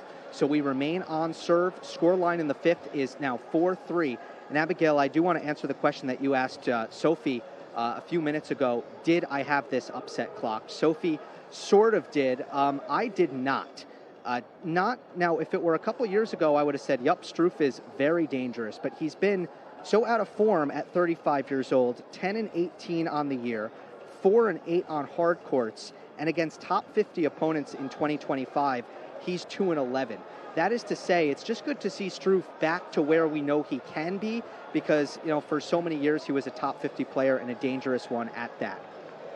Yeah, thanks, Gil. You just don't know with some players if the big stage can just ignite something in them, and that is the case with Polina Kudermetova, who has only gone 5 wins to 18 losses since bowing out in the first round of the first Grand Slam of the year. Yet she's keeping pace with the world #1 on the biggest stadium court in tennis, 4-5 and 40-15 as she double faults, but she's given herself, Sophie, a really strong foundation in this game, serving to stay in the first set. Yeah, 40 love in that game, and a double fault a coach was seen on the screen and very discouraged on that double fault. 40-15, second serve now as the first serve landed in the net. Second delivery goes deep into the body, but it's taken on very quickly by Sabalenka. Ruthless with the backhand. Into the net goes Kudermetova. She knows she's only a couple of quality strikes away from causing some trouble here, Sabalenka, particularly with the scoreboard doing some work for her if she can get to deuce. Kudermetova needs desperately to put a first serve here. Go to your favorite one down the tee. She tried, unfortunately long. 4-5, 40-30. Second serve, different complexion now. And a Oh, boy. double fault. That's 2 double faults in the last 3 points. And the lights may be fading. The adrenaline might be slowing. That is the sign of a player who's not been in this situation too many times in the recent past. And again, the coach was seen on the screen, and he was destroyed. And then she follows that with an ace down the tee, her favorite place. I'm surprised that Sabalenka is not moving and covering that, because they have to have seen this on the video. 3 aces apiece here, and a chance for a 5-all again. First serve right at the back end of Sabalenka. Down the line winner from Kudermetova. What a shot from Kudermetova. 1-2 punch to even things out here at 5-all. The low-key clench of the left fist in response to one of the shots of the night from Kudermetova. Clean, crisp, convincing, and it leaves Sabalenka with her back turned to the court and the head shaking. There has been no outburst from the world #1, but in places, quiet disgust. 5 games apiece. She misses the first serve, and that seems to be step 1 to alter and to improve that first serve percentage. You feel that if that was a little higher for Sabalenka, this opener could be wrapped up under her name. As it is, she has made way for another double fault, and for Kudermetova to take the lead at love 15. It's almost like they're having a contest here on the double fault count. They earn on the serve and the aces. They are 3 apiece on the aces now. Sabalenka, unfortunately, leading with 4 double faults to 3. Love 15, 5-all. Sabalenka with the serve out wide to the backhand, cross-court backhand from Kudermetova, gets on top of the court, the backhand, she falls out of it, it's long, so can't capitalize on the opportunity. 5-all, 15-all, and while the opening set here on Arthur Ashe Stadium is still in question, the third round opponent of the eventual winner is already confirmed. Leylah Fernandez coming through in 3 sets against Elsa Jacquemot of France. So that's the former finalist here. Leylah Fernandez did that in 2021, moving through. And Sabalenka going along with the forehand, not quite striking through, lifting out of that shot. And again, going down on the scoreboard at 5-all, 15-30. Yeah, she's pushed. She's pushed by the power of Kudermetova. She was late on that forehand, unfortunately.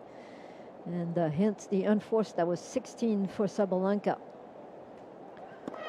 Sabalenka serves tee to the forehand, gets on top of the court and puts the backhand into the net. She turns around quickly, drums the spare ball against the court surface with her racket, and is struggling to keep things under wraps now at double break point down. She's going so fast, she's already at the line to serve. It was a great return with a slice that really pushed Sabalenka, and missed that backhand. 15-40, 5-all. Double break point. Serve goes into the body. It's good enough. Handcuffed. Kudermetova goes wide with the backhand return, but still has a chance to see herself serving for this opening set. A reminder that Kudermetova beat her first top 10 player. That was in Brisbane against Kazatkina at number 9 then. Can she take a big step towards an almighty scalp? Sabalenka serves into the body again. The return goes long again. And as Sabalenka has struggled for first serve, she's got to be asking herself, why have I not come through with that attempt more in this opener? It's got the intent, but it's also got a degree of safety that she's been leaning away from throughout this match so far. The forehand slider return into the forecourt from Kudermetova, the forehand line into the backhand of Sabalenka. Into the net goes Kudermetova on the run and has the door closed. Game point, Sabalenka. What a huge opportunity that was at 15:40 for Kudermetova, but 1 of 7 breakpoint converted so far for Kudermetova in this second round. That is not enough against the #1 player in the world. Sabalenka serves tee, and the ball will not come back. Is that the moment that we bookmark tonight on Arthur Ashe Stadium? Aryna Sabalenka leads 6-5. You're listening to US Open Radio, presented by American Express.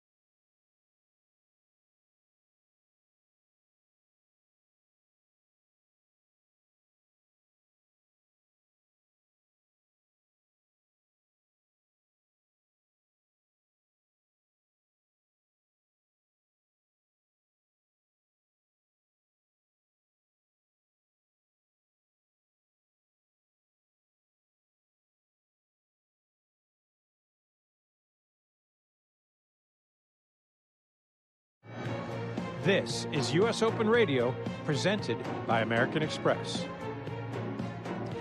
2 break point chances missed by Polina Kudermetova at the business end of the opening set against the defending champion at the US Open, looking to make sure it doesn't cost her. She is serving to stay in the set for a second time at 5-6, and it's a start filled with authority. A forehand winner slams up the line from the forecourt. We are back up and running. The 22-year-old 15 love to the right-hand side of the chair umpire under the lights at just about 10:15 local time at Flushing Meadows. It is Kudermetova to come through with a second serve. Goes into the body of Sabalenka, who responds deep to the body, staying central with her double-handed backhand and then applying a little more shape to the forehand. Kudermetova uses the angle, goes cross-court with the backhand, leans out of the drive volley, but still controls it into the open court for the winner and for the 30-love lead. So aggressive, Kudermetova just sending some bullets from the rackets and then coming in to finish up with a swing volley. Perfect on the open court. She is giving a lot of hard work to the #1 player in the world. You can see why Sabalenka's apprehensive to take the exchanges out of the middle of the court, with how immediate Kudermetova is when offered the opportunity. Short return out in front. Backhand picked up very nicely from quite an awkward position, Sophie, up close to the net. Yeah, that was not easy because the slice return was very low. She stood really low on the backhand to close out that winner.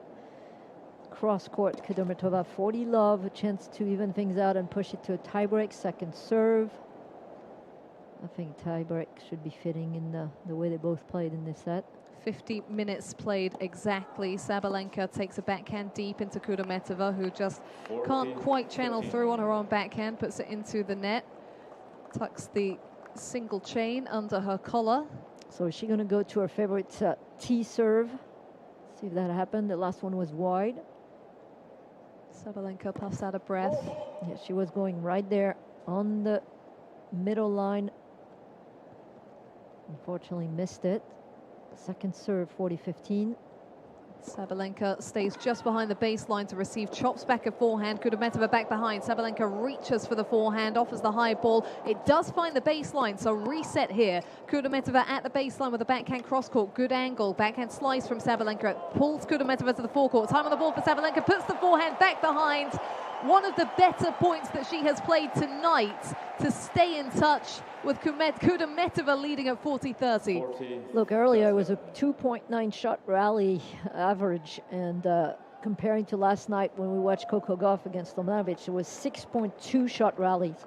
So this one, as you mentioned, Abigail, the longest rally, probably one of the longest rally of the match, and it finishes with a passing shot down the line from the racket of Sabalenka. Still a chance at 40-30 here for evening things out at 6-all. Game points for the 22-year-old remains, but she can't find her first serve. It has been a slight dilemma both sides of the net. Two players who embrace the all-out attack.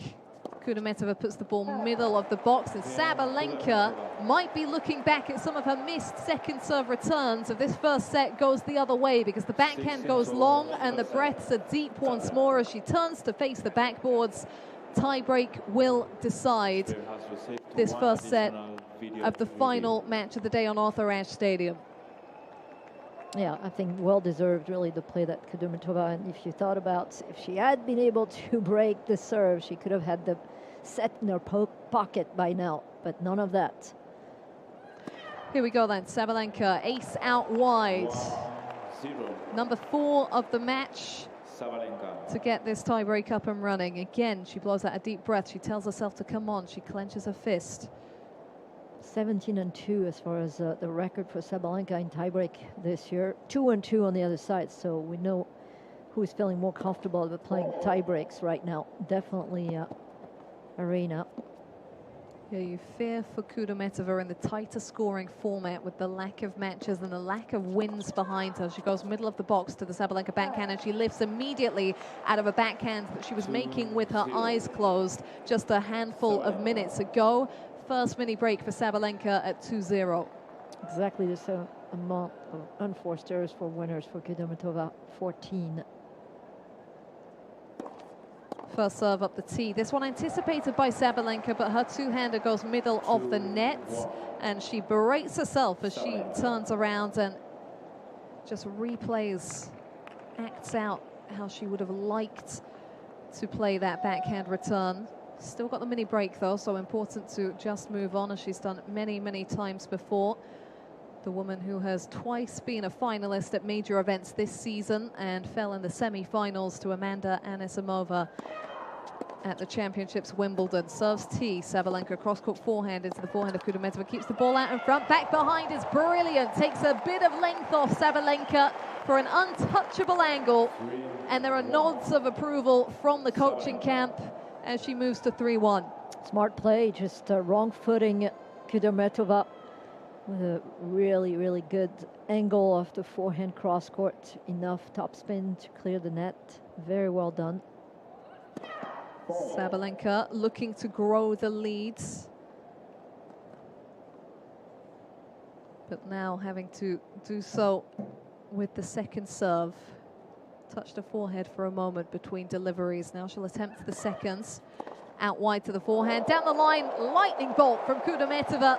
Stood ready and waiting over at the sideline. Anticipated and struck to perfection. Back on serve at 2-3. How fast was that? That went through the air so quickly, that return down the line. A favorite, she can do it with the backhand on the due side or the forehand. It really stood out in her brilliant Brisbane run as a qualifier to the final of that pre-Australian Open event, which was ended at the hands of Sabalenka in 3 sets. Kudermetova double faults. And that's the roller coaster of the 22-year-olds. And it's something that she has had to embrace with who she has decided she is as a competitor. The question is it too fragile to hold against the #1 player in the world? Well, when you're playing against such caliber of player and you're going up and down in your game, but so did Sabalenka throughout this set, so they're probably pretty even in that aspect. I mean, just looking at the unforced error for Sabalenka, 18 for 12 winners. Remember, the 12 winners are 4 of them are on aces, so 8 from the ground. So you know, in all, you have to really feel like it's very even. 46.1 each player. That is as even as you can get, except somebody's up 4-2. Yeah, big point upon resumption for Kudermetova. Big serve up the tee, forehand down the line. Sabalenka slides the ball back across the net. Kudermetova goes back behind. Sabalenka offers the defensive slice lob, and Kudermetova does handle it overhead, put away beyond the world number one. So she comes back to 1 point within Sabalenka, who will now serve at 4 points to 3. You know what's impressive is the fact that she's so comfortable, Kudermetova, coming forward. She's dealing with approach shot very well. She's dealing with volleys, swing volleys, overhead. She's 8 and 9 coming forward to the net today. Sabalenka serving from the right-hand side of the chair umpire, lands a nice flat one out wide into the backhand. Kudermetova goes well wide of the tram lines. Sabalenka looking to put space on the scoreboard once more. It's been an up and down 56 minutes, and you've seen her warring with herself.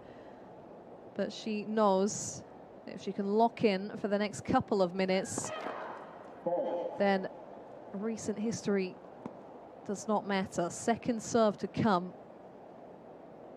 Taking the percentage up to 63%, Sabalenka. That is higher than it was only about 10 or 15 minutes ago here on Arthur Ashe Stadium. And she plays the second serve safe into the body, taking away the angle. Kudermetova goes long.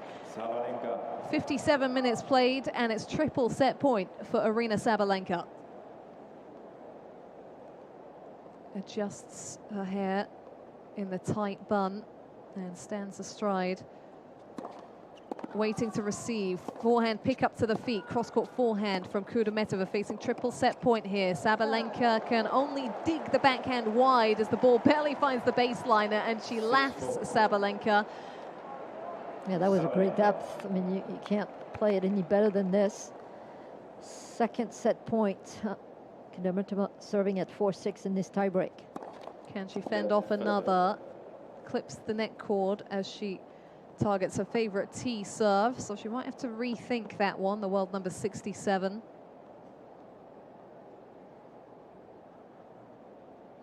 Sabalenka half a meter behind the baseline. Will she go any closer? Kudermetova has missed the first attempt at the tee. Hanging on to this set by a second serve, which goes out wide to the forehand of Sabalenka. Plays the cross-court return to effect down the line, and long goes Kudermetova. And for all her valiant efforts in the opener, it still goes the way of the defending champion. 3 sets played and 3 sets won in New York City this year for Aryna Sabalenka. She indicates that it was an up and down set of tennis with the movement of the hands, but she does claim it in the tiebreak and does move 1 game away from the third round. So that got a little tight. How close is it out on the ground? Skill has been keeping an eye on Stadium 17, Holger Rune and Jan-Lennard Struff. Where does that sit, Gil? It's over. Jan-Lennard Struff has sealed the deal. He got the break at 5-all. He served it out at 15 with an ace, a gorgeous slice serve out wide. And when he did make his first serve throughout the 5th set, it was absolutely untouchable. So disappointment for the number 11 seed Holger Rune, who has not passed the 3rd round at the US Open. His overall record at this event now drops to 2-5. But on the other end, what a resurgent result for the 35-year-old who came through qualifying, Jan-Lennard Struff. It's been a difficult year, but this right here could at least partially salvage it. And also worth noting, 2-0 in the overall head-to-head against Holger Rune. He also beat him last year in the semifinal at his home tournament in Munich, Germany, where he ended up winning his first career title last year, Struff. So 2 significant wins over Rune in his career, and he does it again here on Stadium 17 in New York. A matchup that he clearly doesn't mind. So you've got to tip the cap there to the German, who has been through it a little bit results-wise on an injury front over the last couple of years, but Struff moving through. There's a secret weapon, Sophie. I saw both Jan-Lennard Struve and Artur Rinderknecht at Italian restaurants last night. Oh, and both of them won in 5 sets today. So if anyone wants a good day tomorrow, or maybe the day after They tomorrow, have to go to that we're a restaurant. little late in the day. Well, they were at different Italian Oh, restaurants. different. So Italian is the way to go? Apparently so. Yeah. That's what the results today at the US Open are telling us, as Jan-Lennard Struve. I wish I was playing. I just had pizza today. That's Italian. That's enough. Italian. I know, but I'm there we not go. playing. Hello? You're playing on the mic. You're doing a great job, Sophie. Thank you for that. Here on US Open Radio, presented by American Express. We're I'm heading winning? into a second set. I'm winning. You are All right, winning, as is excellent. Aryna Good to know. Sabalenka, who trailed by the early break in the first set against Polina Kudermetova, but snatched it in the tiebreak. So after an hour played, it is Kudermetova who has to start from square one and get the focus back in place. It seems to be, as she serves first from the right-hand side of the chair umpire, puts an approach forehand away and gets us up and running 15 love. So if, the coaches have those tablets, which give you all the stats, and if you look at the stats from that first set, and for Kudermetova, I would tell her to, as many times as possible, to come forward, because 9 out of 10 points won throughout this match, 1 of 1 here, and 8 out of 9 in the first set. So I would go forward with the gesture and say, keep on trying to make your way to the net, because it's definitely working. Also, I would definitely also try to get more first serves in the box and play the important point a little bit better. So we'll continue to watch this unfold under the lights in Arthur Ashe Stadium. Sabalenka's shoulder slump as she lifts out of a forehand, and even though she's just walked away with that tiebreak, she is absolutely venting at herself under her breath, slaps her thigh, and prepares to receive again with Kudermetova at 30-15. 22-year-old serves the first attempt down into the net, targeting the tee. Second serve goes out wide to the backhand. Sabalenka on the stretch with her own backhand and takes some pace off from Kudermetova, responds to an attempted drop shot from her opponent with one of her own. Just wasn't quite good enough from the world number 67, and Sabalenka levels at 30 all. Yeah, that's the first drop shot that I've seen in a long time from Sabalenka. She needs to use that. This is such a great shot for her. It really upped her level in the last 2 years. And the drop shot, even coming in on the drop shot, will be a great play. Kudermetova up to the ball, forehand back behind to the forehand of Sabalenka. This drop shot is much better. The previous one from Kudermetova didn't really know if it was a slice or a drop shot. This one was acute next to the net. It was a clean winner, and Sabalenka just has to let it go. Game points for Kudermetova. Serves out wide. Ball drifts back into the backhand corner, redirected line. Very nice by Kudermetova, staying up tight to the ball and offering flat strikes. Sabalenka attempts a drop shot. Kudermetova will not be thrown. Forehand winner cuts through the baseline, and that's a very good response from the woman with a career-high ranking of number 54, achieved this season to the loss of the opening set. She strikes with the serve for 1 love in the second set. We should update you on the swimming progress of Ben Shelton, world's number 6, former semi-finalist here in a clash of former US Open semi-finalists with Pablo Carreño Busta, and it is Shelton who leads 6-4, 6-2, and with a break at 2-1 in the third set. So I was looking at the stats of the drop shot from Sabalenka. So from January to August 2024, 11 tournament, 38 matches, 86 successful drop shots, 2.3 average per match.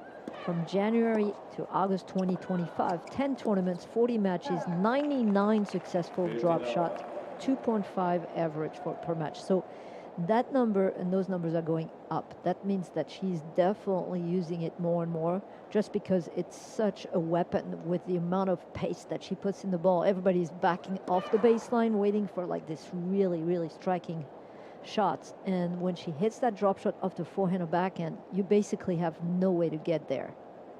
It is so far away from you. Serving here, Sabalenka, right-hand side of the chair umpire, love 1 and 15 love, and backhand cross-court finds the sideline. Kudermetova goes into the net, 30 love. So you've made the point, Sophie, that she's not drop-shotted as much as she could have done. No, in this she's match drop-shotting so more, right? No, not enough here. No, Definitely. in this Yeah, match. totally And agree. do you think that's about the pace of strike off the ground Of for course, Kudermetova? it's more difficult when you have somebody hitting the ball that hard. She has less time, but on the other hand, she has really good feel. So I think that I would, because it seems to me that Kudermetova loves to come on her own will to the net. I'd like to see it where the drop shot comes from the racket of Sabalenka to bring her in or to win the point.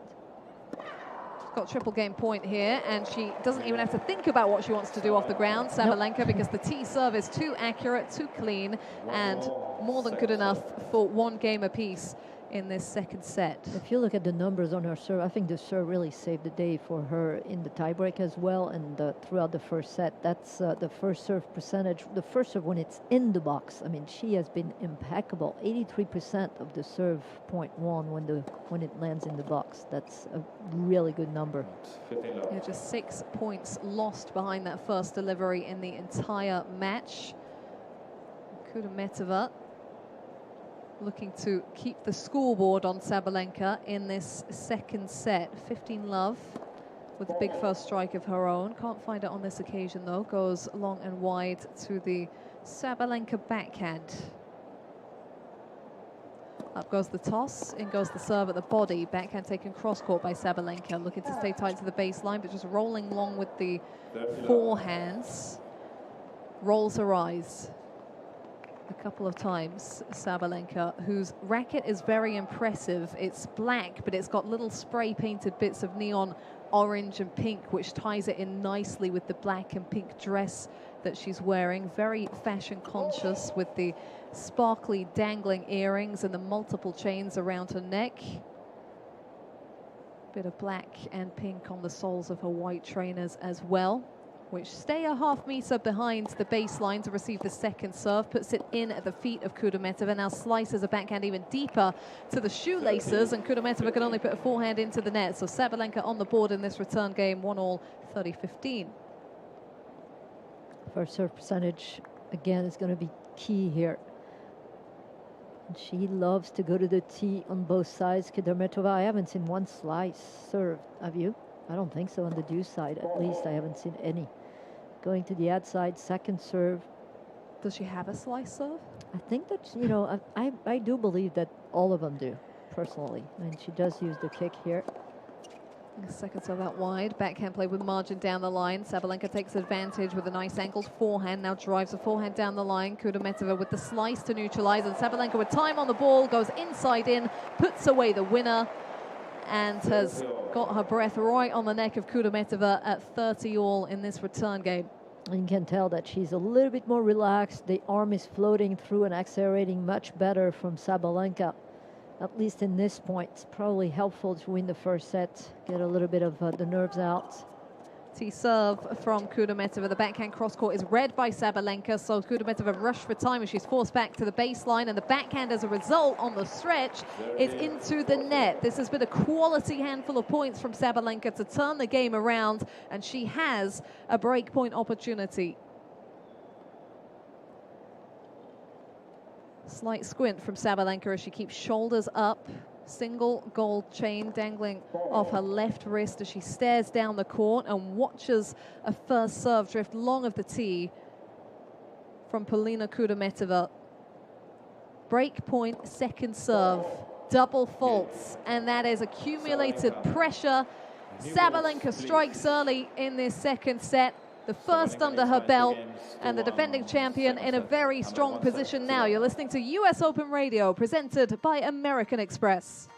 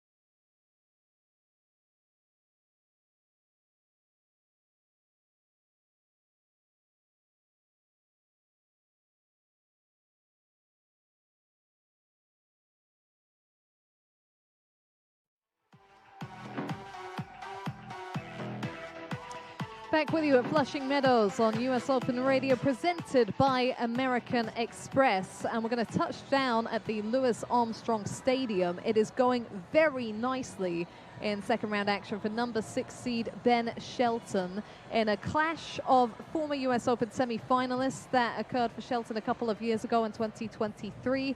And for Pablo Carreño Busta, the Spaniard, it's been a couple of times. Firstly, in 2017, where he lost to Kevin Anderson, and then most recently in 2020, where there was the famous Novak Djokovic default in the 4th round, capitalized on by Carreño Busta with a quarterfinal defeat of Denis Shapovalov, lost in a fighting 5-setter to Alex Zverev. But Sophie Amiak, alongside myself, Abigail Johnson, Shelton, by all accounts, has been truly asserting himself and his game. Very clean differential of winners to unforced errors, and we know that lefty serve does a lot of talking in these conditions. Oh, yes. I mean, the lefty serve is a huge advantage. As I've mentioned many, many times, you get 3 out of 4 game points that are played on the ad side where the lefty can find that ankle and that slice serve.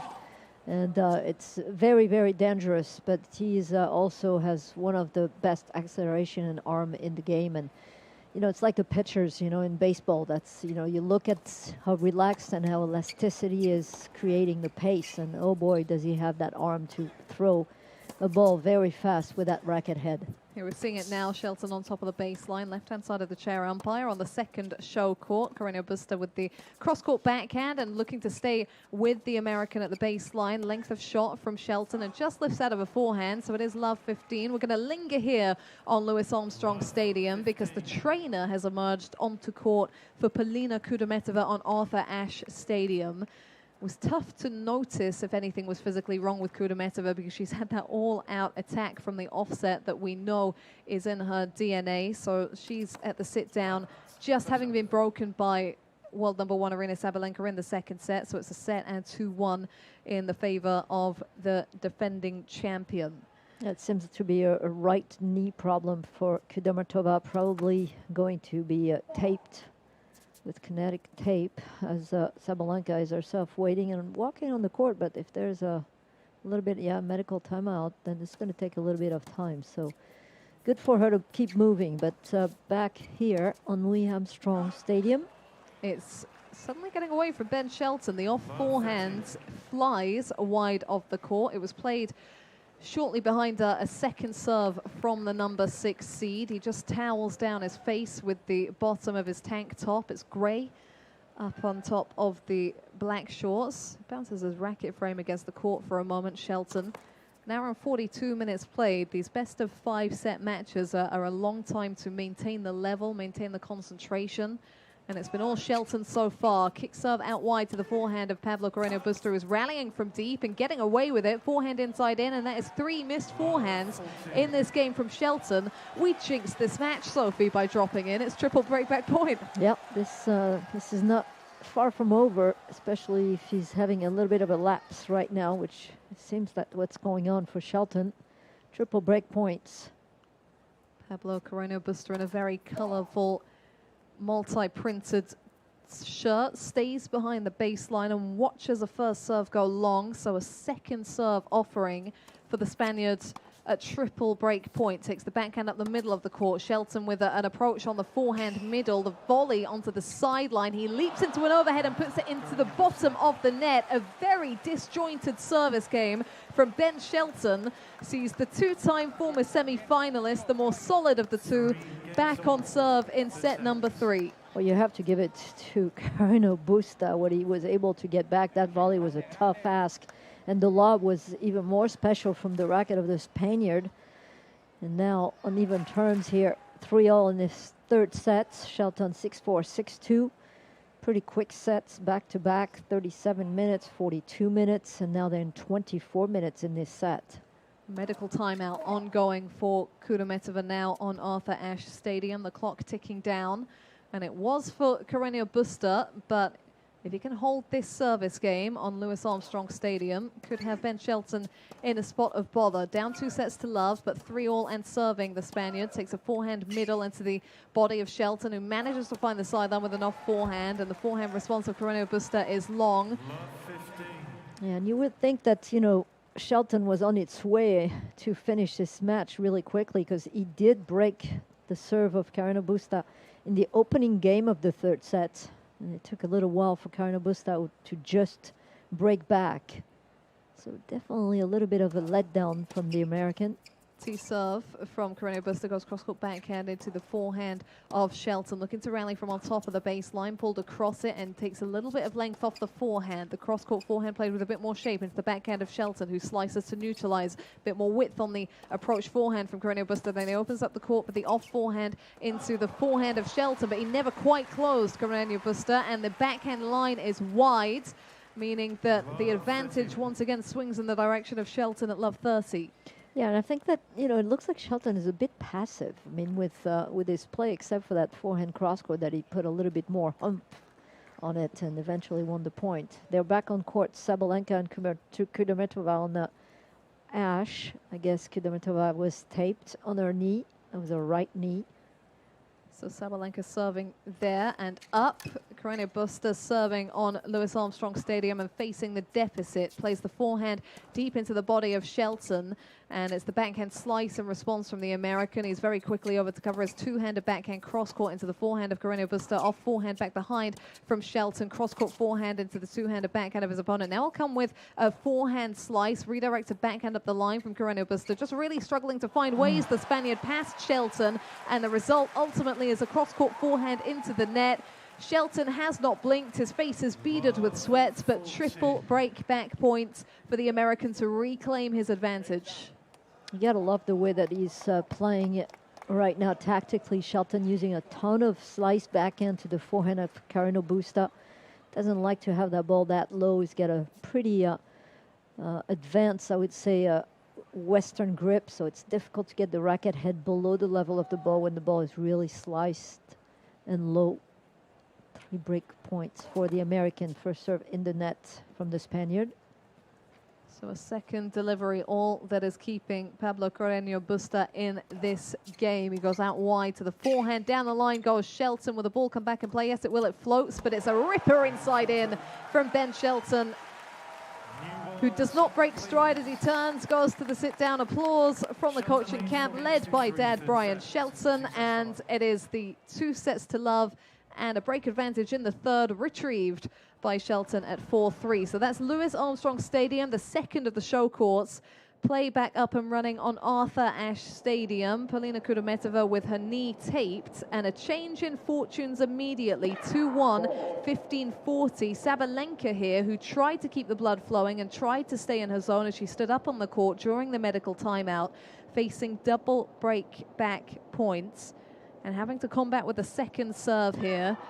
That goes out wide to the forehand. Into the net goes Kudermetova, tips her head back and stares at her team as she sends the return into the net. But we knew first or second serve alike, that return was probably going up the line, not just because she likes to do that, Kudermetova, but if she is physically hampered here, there is all the more motivation to go for more and to do it early. Second break points for the 22-year-old. Sabalenka misses the first serve. 1 of 8 on break points opportunities tonight from the racket of Kudermetova. Not the best stat. She has another chance here. Second serve, Sabalenka in at the body. Backhand is short from Kudermetova, and the angled backhand is just wide. Makes that 1 of 9 break points opportunity. This one was so close. But as I say, no cigar. You know where that comes from? I don't. Golf. Okay. I'm not very cultured, Sophie. No, it's not about culture. Trust me, it has nothing to do with it. I believe it's when you miss a putt, because when you were putting and in the times when you were winning a tournament, you would win a cigar, but when you get to the putting and you miss by very, very small margin. Which sport are we talking about? Right? Oh, in putting.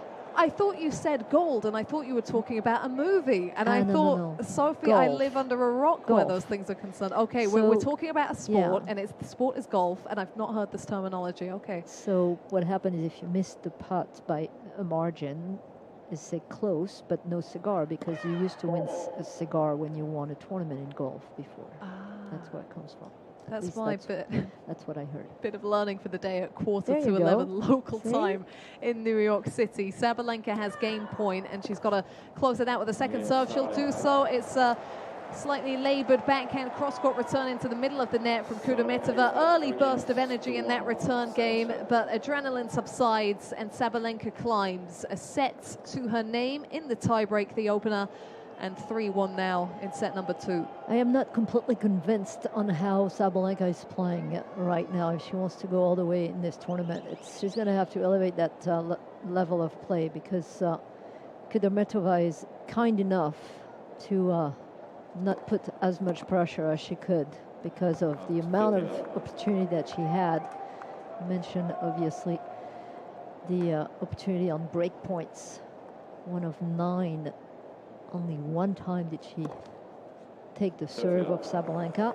Good. That ball looks so wide, but it's counted as an ace. Out wide from Kudermetova, so 1-3 and 30 love. It's interesting that you say that, Sophie. We know if Sabalenka is to come through, who her next opponent will be, and it will be the woman who took her out in the semi-final stage here in 2021. That was Leylah Fernandez, from an early deficit in that match. So if they were to go head-to-head once more, Sabalenka will know that she needs to up the level, but the best players do have a way of doing that. And we saw Coco Gauff problem solve her way to triumph against Ayla Tomljanovic deep in the third set yesterday.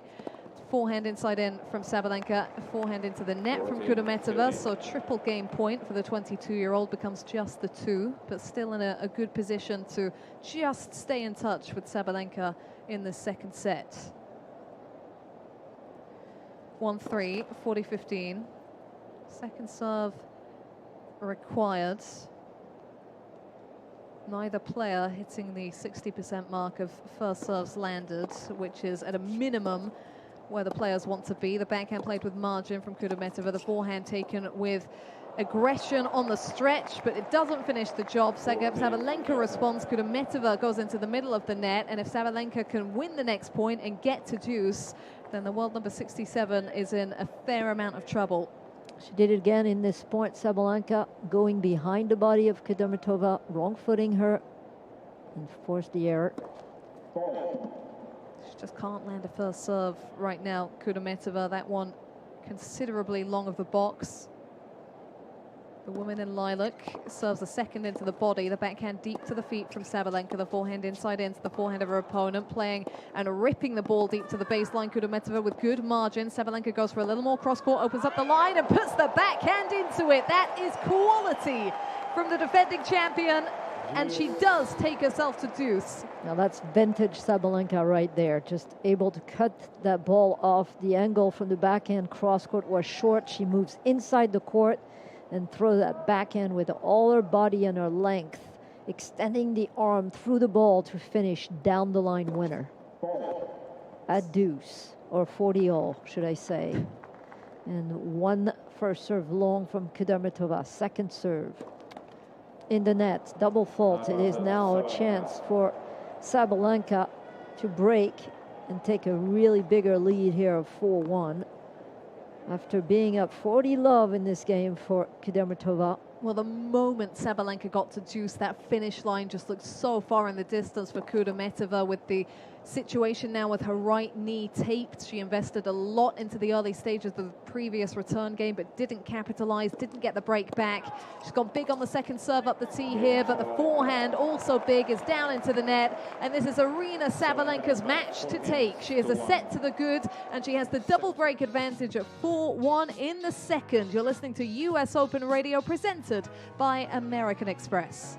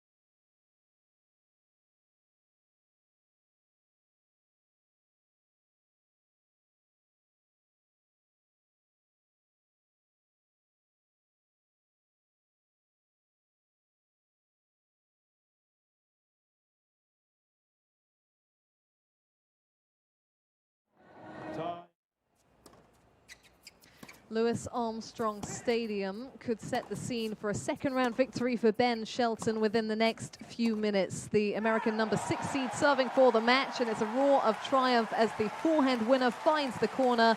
6-4, 6-2, 5-4, and 30-15. Shelton moving 2 points from triumph. Typical forehand down the line, lefty with a lot of outside of the ball hit, putting a ton of topspin. Aryna Busta cannot believe it. Serve out wide from Shelton. He initially led by the break advantage in this third set, was pegged back but regains the lead immediately and does not look ready to relinquish it here. Rallying middle of the court with Carreño Busta. Backhand slice into the off forehand of Carreño Busta. On the skid is Ben Shelton. On the approach is Carreño Busta, but what a dig that is from the American, and the banana forehand just goes long.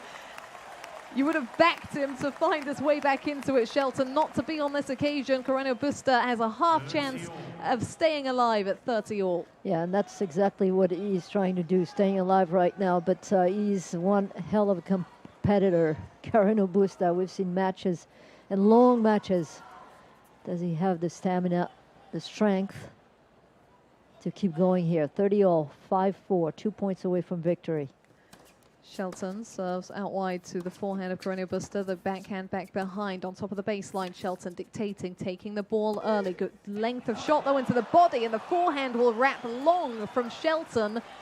Towels down the bottom of his face with the bottom of his tank top, and he is looking at the prospect of a prolonged third set. Carreño Busta staying ice cool and generating break back points. Stands slightly sideways on to receive serve. Carreño Busta pushes the return back at Shelton, and he can only find the floor, face down on it. Carreño Busta with his head against his arm as the serve and volley finds the mark for Shelton. Puts his thumb up to show that he's okay. The crowd applauds him. Shelton was just checking to make sure, but his focus is right back on the game now because this is not done at deuce. How gutsy was that? Serve and volley play from I said Brian, from Ben Shelton, Brian being his father, and playing on wrong footing Carreño Busta. I mean, that is clutch play at break point, I have to say. First serve goes wide, 40 all. Second serve, Shelton. Will go out wide to the forehand. Into the floor goes Carreño Busta, and the roar is from the American. Match point for the number 6 seed. Such a great kick serve on the second serve. That was absolutely beautiful. Just get away from the racket of Carreño Busta. Shelton takes a couple of glances across the court as he prepares to serve. Goes out wide to the backhand of Carreño Busta. The backhand up the middle of the court from Shelton. Now he backs off the baseline. The forehand inside in to the backhand of his opponent. Carreño Busta 1 point away from leaving the competition. Volleys into Shelton, who has time on the ball. Will put the backhand pass away. And it's a steely stare over in the direction of his camp as Louis Armstrong Stadium erupts. Ben Shelton wins the battle of the former US Open semi-finalists.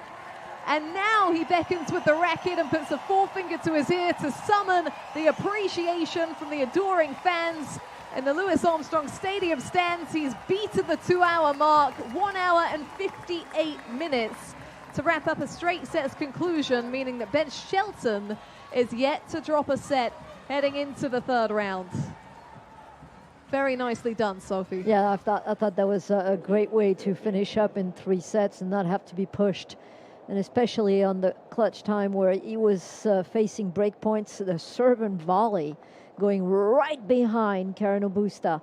That was epic, I thought. Very smart play, very gutsy as Carreño Busta leaves the court.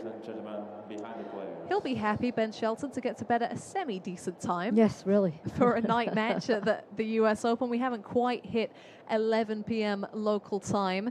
And Aryna Sabalenka might be having similar thoughts. Obviously, there was the cooling down and the press duties and all those things to go through, but leading a set and 5-1 against Polina Kudermetova.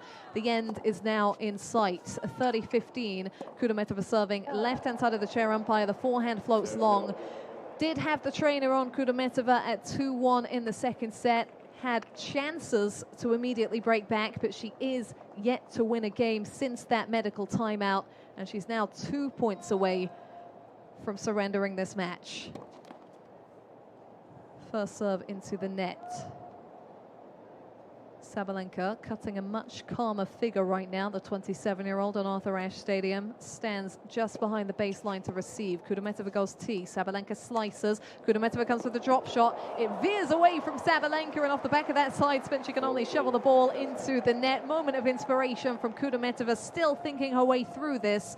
She's on the ropes, but she's at game points. Still trying. Love to have a player still at it. Doesn't want to give up. But she is playing without her first serve. It is below the 50% mark, that first serve percentage in this second set alone. And it's a double fault from Kudermetova. The last time she was taken to juice on her serve, it was not good news. The defending champion 2 points away from a 2021 semi-final rematch with Leylah Fernandez. Backhand inside in for Sabalenka into the backhand of Kudermetova, who is playing from on top of the baseline. Good depth of shot into the two-hander of Sabalenka. Sabalenka still offering the extra balls, but can only chop the forehand into the net. Game points for the 22-year-old. Yeah, she doesn't want to give up, but she needs a first serve, as you mentioned. That first serve percentage is really hurting throughout this match. She's only at 44% here in this set, but 50% overall. That is no bueno. The woman in lilac, Kudermetova, serves into the body and there you gets go. what she was looking for, a first game since the medical timeout. Extends her stay on the biggest court in tennis, but after this sit-down, it's Aryna Sabalenka who will serve for her spot in the third round. You're listening to US Open Radio, presented by American Express.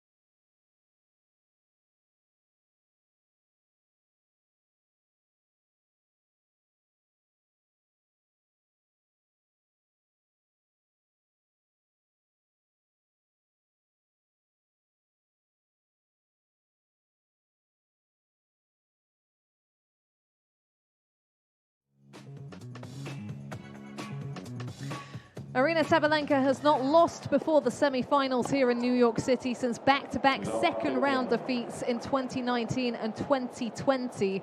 Does not look ready to stain that record tonight, but as she serves for second-round triumph over Polina Kudermetova on Arthur Ashe Stadium, she has dropped the opening points. You rejoin us on US Open Radio at 7-6, 5-2, and love 15 for the top seed, quickly amended to 15 all. With the tee delivery, Abigail Johnson in your ears alongside Sophie Amiak, and slightly hampered Kudermetova. Sophie, it is very hard to see a road back into this contest for her. Yeah, that would be incredible if she was able to come back, because just the power of Sabalenka, and again the serve now coming to the net. Sabalenka with a swing volley, forehand cross court, and Kudermetova puts her hand on it but cannot put it back in the court. So it is now 15-30. Wait, was I out? Oh, it was out. I thought it was in. Interesting. Thought it was in as well. I thought it was in. So it is 15-30 on Sabalenka's serve. Sabalenka serving for the match. Small margins, big differences if you're Polina Kudermetova. Scrambling to stay alive here. Sabalenka doing all the work, though, with the first serve out wide. Cups the forehand drop shot behind it. We were not wrong. The scoreboard was wrong. And that means that it is double game points, double match points, double conclusion points for Aryna Sabalenka. Looking to get the job done. The world number one serves tee, just misses the mark. She was going for it. Definitely going and looking for the ace.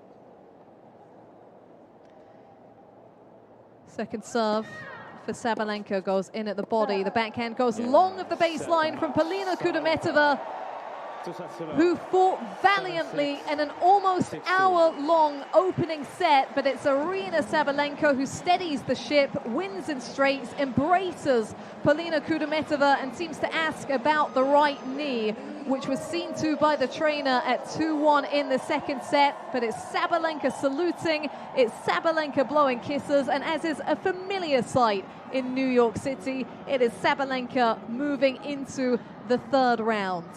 So first round 7-6, 6-1. This one 7-6, 6-2.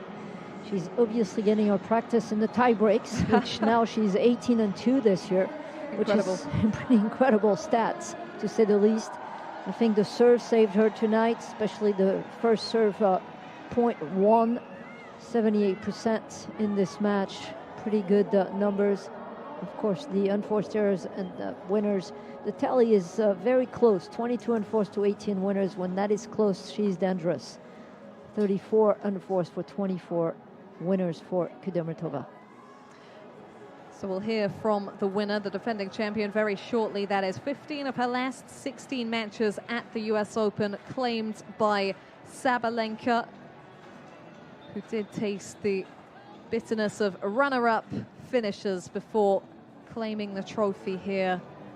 Last season triumph over Jessica Pegula in the final. 2021 might be a memory that stings. Lost in the semi-finals to Leylah Fernandez. It's a rematch in round 3. Let's hear her thoughts on tonight's performance. Aryna, congratulations. That first set was tight. It went back and forth. There were a couple moments you looked a little frustrated. How would you describe that first set in particular? Well, yeah, the first set was super tight, was super aggressive. It felt like there was almost like no points. It was more about serve and first shot. It was super quick. I'm glad that I was able to handle that pressure and put it back on her, and then get that first set. And then in the second set, I felt much better on the return game. Serve was much better. So I'm really glad that in the first set I stayed really strong. You're known as Aryna Tiebreak-Alenka because you're 19-1 in tie breaks this season, which is the most won by any woman this season in the since the Open started. Yeah, Tiebreak-Alenka. Well, why are you so good in the most crucial moments of the match?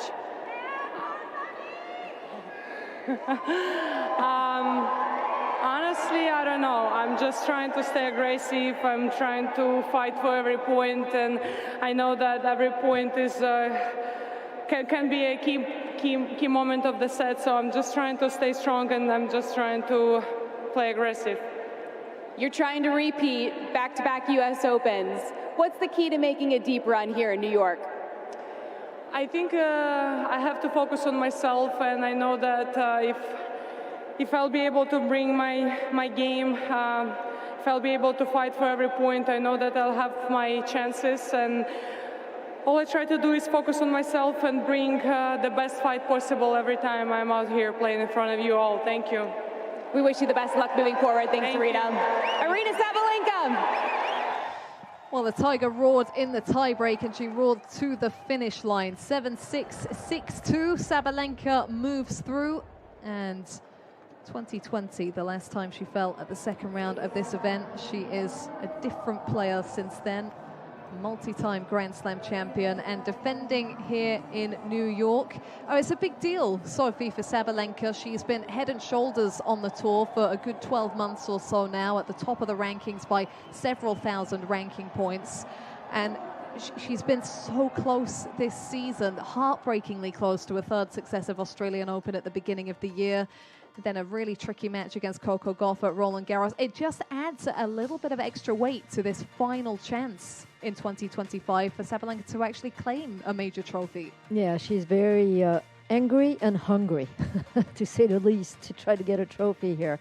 But as she mentioned, I think, she's, tough when she needs to be tough, and this is how the champions are able to adjust in the tough situation. Like she mentioned, I said it throughout the broadcast, her serve really helped her in the moment that she needed the most help. And let's remember that when she played Leylah Fernandez in 2021 and lost that match, she had a set point in the first set, lost 7-6 in that set. That could have changed the whole momentum. Obviously, she's much tiebreak tough this year. So if I was Leylah, I would say, let's try not to get to a tiebreak, because the woman is so clutch when it comes to playing tiebreakers this year. It might be fair to say that when they face off in a couple of days' time, Leylah Fernandez will be playing a whole new opponent. It is one to keep an eye on as we close out the day on Arthur Ashe Stadium. Sophie, thank you for keeping me in check and on track tonight. It's been a fun one. At around about 11:10 local time, we do come to a conclusion. Abigail Johnson alongside Sophie Amiak guiding you through the closing stages of the day. Coverage resumes at 10:30 local time here on US Open Radio, presented by American Express. Have a good rest of your evening or your day. This is US Open Radio, presented by American Express. You're listening to US Open Radio, presented by American Express. Coverage will continue when play resumes. Make sure to tune in for the next chapter of Spectacular.